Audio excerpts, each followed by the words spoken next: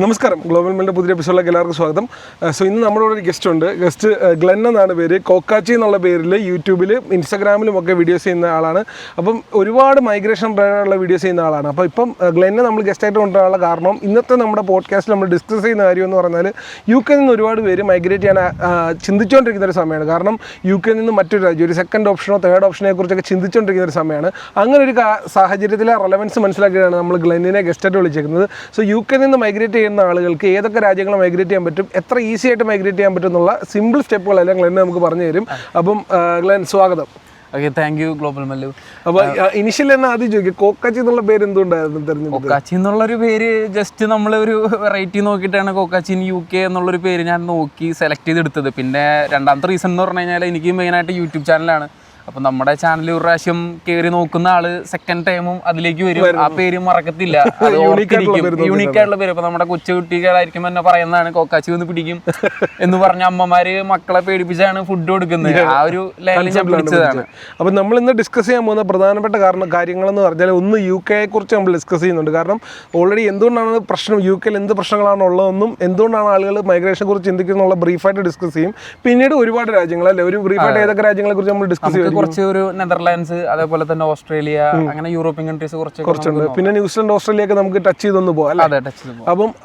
അപ്പോൾ ഓരോന്നിനെ time line ഞാൻ കൊടുത്തിട്ടുണ്ടാകും. നിങ്ങൾക്ക് സ്കിപ്പ് ചെയ്യേണ്ടവർക്ക് സ്കിപ്പ് ചെയ്യേണ്ട പോയിന്റ് നമുക്ക് സ്റ്റാർട്ട് ചെയ്യാം. അപ്പോൾ നമ്മളൊരു പോഡ്കാസ്റ്റ് എന്നുള്ള രീതിയിലാണ് ഇതിനെ ഒന്ന് അപ്രോച്ച് ചെയ്യുന്നത്. സോ അതുകൊണ്ട് തന്നെ കുറച്ച് ലെങ്തി ഡിസ്കഷൻസ് ആയിരിക്കും. അപ്പോൾ നമുക്ക് സ്റ്റാർട്ട് ചെയ്യാം. എന്താണ് UK കുറിച്ച് പറയാനുള്ളത്? UK നെ കുറിച്ച് പറയുകയാണെങ്കിൽ ഞാൻ UK വന്നത് ഏകദേശം കോവിഡ് കഴിഞ്ഞൊരു ടൈമിലാണ് ഞാൻ UK വന്നത്. ഞാനും അതെ.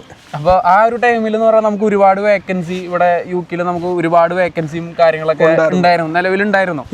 അപ്പം ഞാൻ വന്ന സമയത്ത് തന്നെ സ്റ്റുഡൻ്റ് ആയിട്ടാണ് ഞാൻ ഇവിടെ വന്നത്. എനിക്ക് വഹിയും കൊണ്ട് എനിക്ക് അപ്പം തന്നെ ജോലിയൊക്കെ കിട്ടി. ഞാനിവിടെ 10ാമത്തെ ദിവസം കഴിഞ്ഞപ്പോഴേക്കും, കാരണം നമുക്ക് ആ സമയത്ത് കൊറോണയുടെ ഇഷ്യൂസ് ഉള്ളതുകൊണ്ട് ക്വാറന്റൈനൊക്കെ ഇരിക്കേണ്ട പ്രശ്നം ഉണ്ടായിരുന്നു. അപ്പോൾ അത് കഴിഞ്ഞപ്പോൾ തന്നെ എനിക്ക് ജോലി കിട്ടി. പിന്നെ നമ്മൾ എല്ലാ ജോലികളൂടെ ചെയ്തിട്ടുണ്ട്. ഞാൻ സ്റ്റാർട്ട് ചെയ്യുന്ന ഒരു പെട്രോൾ പമ്പിലാണ്. പെട്രോൾ പമ്പ് ക്ലീനിങ് ആണ്. അവിടെ തുടങ്ങി കെയറർ, അങ്ങനെ ഒരുവിധം എല്ലാ മേഖലകളിലും ചെയ്ത് കൈവച്ചിട്ടുണ്ട്. അങ്ങനെ ഇവിടെ ആകെ ഞാൻ 3 ലക്ഷം ഫീസ് അടച്ചുകൊണ്ടാണ് UK വരുന്നത്.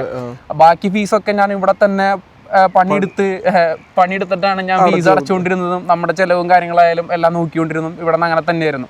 ഇനി ആ സമയത്ത് പറയുകയാണെങ്കിൽ ഒരുപാട് ജോലി സാധ്യതകളും കാര്യങ്ങളൊക്കെ ഉണ്ടായിരുന്നു. ഈ ഒരു സമയത്ത് ഇപ്പൊ പലരും നമ്മൾ യൂട്യൂബിലൊക്കെ കുറെ നെഗറ്റീവ് വീഡിയോസ് ഒക്കെ നമ്മൾ കാണുന്നുണ്ടാവും. പട്ടിണിയാണ്, ഇവിടെ വന്നു കഴിഞ്ഞാൽ ജോലിയില്ല, ഇവിടെ വന്നു കഴിഞ്ഞാൽ ഫീസ് അടയ്ക്കാൻ പറ്റാണ്ട് ഒരുപാട് ആൾക്കാർ തിരിച്ചു പോകുന്നു എന്ന് പറഞ്ഞ് ഒരുപാട് വീഡിയോസ് നമ്മൾ കാണുന്നുണ്ടാവും. അപ്പോൾ നമ്മൾ തിരിച്ചു പോയ ഒരാളെ ബ്രോ, അങ്ങനെ പേഴ്സണലി ബ്രോക്ക് അങ്ങനെ കുറെ ആൾക്കാരെ അറിയോ തിരിച്ചു പോയത്? കുറച്ച് പേരുണ്ട്. അത് ഫൈനാൻഷ്യലി നാട്ടിൽ ഓക്കെ ആയിട്ട് ബിസിനസ് ഒക്കെ നോക്കി നടത്താൻ വേണ്ടി പോയവരുണ്ട്. അല്ലാതെ ബുദ്ധിമുട്ട് കാരണം പോയവർ വളരെ ചുരുക്കം വിരലിലുണ്ടാവുന്ന ആൾക്കാരാണ് ഉണ്ടാവത്തുള്ളൂ. അതെന്തുകൊണ്ടാണെന്ന് എനിക്കും ഇപ്പോൾ അറിയത്തില്ല. ഇപ്പോൾ ബിസിനസ് സ്റ്റാർട്ട് ചെയ്യുന്നവരാണെങ്കിൽ ഇവിടെ വന്ന് ഒരുപാട് പേര് ബിസിനസ് നടത്തി നല്ല രീതിയിൽ, ഇപ്പോൾ റെസ്റ്റോറൻ്റ് ആയാലും അതേപോലെ കാറിൻ്റെ ബിസിനസ് ആയാലും അങ്ങനെ ഒരുപാട് ബിസിനസ്സുകൾ നടത്തി നല്ല രീതിയിൽ പോകുന്ന ഒരുപാട് ആൾക്കാരുണ്ട്. അവരുടെ സെക്കൻഡ് സ്റ്റെപ്പ് അല്ലെങ്കിൽ ഏജൻസി നടത്തുന്ന ആൾക്കാരുണ്ടായിരിക്കും. ഇപ്പോൾ സ്റ്റുഡൻസ് ഏജൻസി, കൺസൾട്ടൻസി, അവരൊക്കെ സെക്കൻഡ് സ്റ്റെപ്പ് എന്ന് പറഞ്ഞു കഴിഞ്ഞാൽ അവർ തിരിച്ച് ഇന്ത്യയിൽ പോയി ഇന്ത്യയിൽ ഒരു ഏജൻസി ഒടുങ്ങി അവിടെ ഒരു ഓഫീസും കാര്യങ്ങളൊക്കെ ഇട്ട് സെറ്റായി നാട്ടിൽ നിന്ന് റിക്രൂട്ട്മെന്റ് കാര്യങ്ങളൊക്കെ ആയിട്ട് അങ്ങനത്തെ പോകുന്ന ഒരുപാട് ആൾക്കാരുണ്ട്.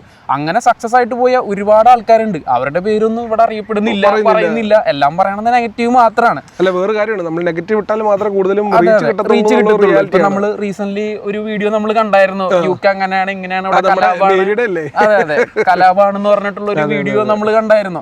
അപ്പൊ ആ കുട്ടി പറയണം 15 വീട് മാറി, ഇവിടെ ജോലി കിട്ടുന്നില്ല, അങ്ങനത്തെ സിറ്റുവേഷൻ ഒക്കെ ആയതുകൊണ്ടാണ് തിരിച്ചു പോയെന്ന് പറയണം. പക്ഷെ സത്യാവസ്ഥയിലോട്ട് നമ്മൾ പോകുമ്പോൾ അവൾ തന്നെ പറയുന്നുണ്ട് ഡീപ്പോർട്ട് ചെയ്തതാണ്, ഇവിടെ പറഞ്ഞു വിട്ടതാണ്, വർക്ക് ചെയ്തിട്ടുണ്ട് എന്നുള്ള കാര്യങ്ങളെല്ലാം പറയുന്നുണ്ട്. അപ്പൊ ആ ഒരു കാര്യം മറയ്ക്കാൻ വേണ്ടി പറയുന്ന ഒരു റീസൺ ആണ് ഇവിടെ ജോലി ഇല്ല എന്നുള്ളത്. പിന്നെ ജനറലൈസ് ചെയ്യാന്ന് പറയുന്നതും ഒരു നടപടിയല്ലോ. പിന്നെ ജോലി അന്വേഷിക്കാത്ത ആൾക്കാർക്ക് കിട്ടത്തില്ല. കാരണം ആരും കയ്യിലും കൊണ്ട് നമുക്ക് ഒന്നും തരത്തില്ല. നമ്മുടെ കയ്യിൽ ഇപ്പൊ ആരെങ്കിലും ജോലി നീ നാളെ തൊട്ട് ജോലിക്ക് വന്ന് പറഞ്ഞാൽ തരത്തില്ല. ഞാൻ വന്നപ്പോഴായാലും ഞാൻ ജോലി അന്വേഷിച്ച് ഞാൻ പുറത്തു പോയി പല ഷോപ്പുകളിലൂടെ കയറി ഇറങ്ങി അവസാനം ഒരു പാകിസ്ഥാനിന്റെ ഷോപ്പിലാണ് എനിക്ക് ഫസ്റ്റ് ജോലി കിട്ടുന്നത്. അപ്പൊ അതുകൊണ്ട് മാത്രം ജീവിക്കാൻ പറ്റില്ല എന്ന് മനസ്സിലായപ്പോൾ ഞാൻ അടുത്ത സ്റ്റെപ്പിലോട്ട് മാറി. കാരണം നമ്മളുടെ വളർച്ച എന്ന് പറയുന്നത് ഇവിടെ സ്റ്റെപ്പ് ബൈ സ്റ്റെപ്പ് ആണ്. അപ്പൊ അതനുസരിച്ച് നമുക്ക് മുന്നേറ്റം ഉണ്ടാകുമ്പോൾ നമ്മുടെ ജോലിയിൽ മാറ്റം വരും. ഇപ്പൊ നമ്മൾ ഉപയോഗിക്കുന്ന കാറായാലും ഫസ്റ്റ് മേടിച്ച കാർ എന്റെ ഹോണ്ട ജാസ് ആയിരുന്നു, ഇപ്പൊ നിസാന്റെ കാറാണ്, ഇത്തിരി വലിയ കാർ ഞാൻ എടുത്തു. ഇപ്പൊ ഫോണായാലും ഇപ്പൊ ഐഫോൺ യൂസ് ചെയ്യുന്നു, ഘട്ടമായിട്ടാണ് മാറി വരുന്നുള്ളൂ. ഇതിനകത്ത് ഒരു കാര്യം അറിയാം ബ്രോ, ഇതിനകത്ത് UK-ലുള്ള പല ആൾക്കാരും ഞാൻ കണ്ടുള്ള ഒരു പ്രശ്നം എന്ന് പറഞ്ഞാൽ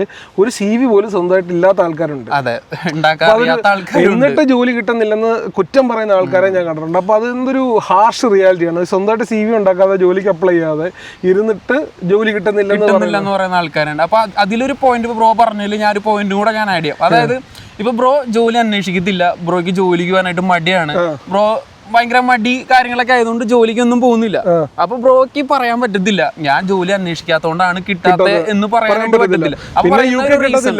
അപ്പൊ പറയുന്ന ഒരു റീസൺ ആണ്, അതായത് UK-ല് ജോലി ഇല്ല എന്ന് പറയുന്ന ഒരു റീസൺ.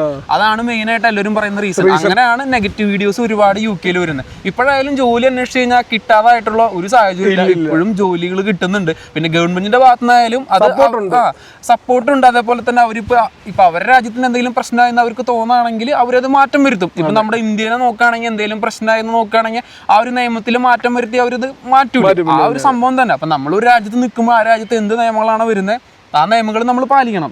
പിന്നെ ഞാൻ വിശ്വസിക്കുന്ന മറ്റൊരു കാര്യങ്ങളുണ്ട്. ലക്ക് ഫാക്ടറും ഇപ്പൊ അപ്ലൈ ചെയ്യാത്ത ഒരു 50-60% ആൾക്കാരോളം ഉണ്ട് UK-ൽ. എനിക്ക് പേഴ്സണലി അറിയുന്ന ആൾക്കാരെ നോക്കിയാൽ തന്നെ അത്രയും പേരും ജോലിക്ക് അപ്ലൈ ചെയ്യാത്തവരാ.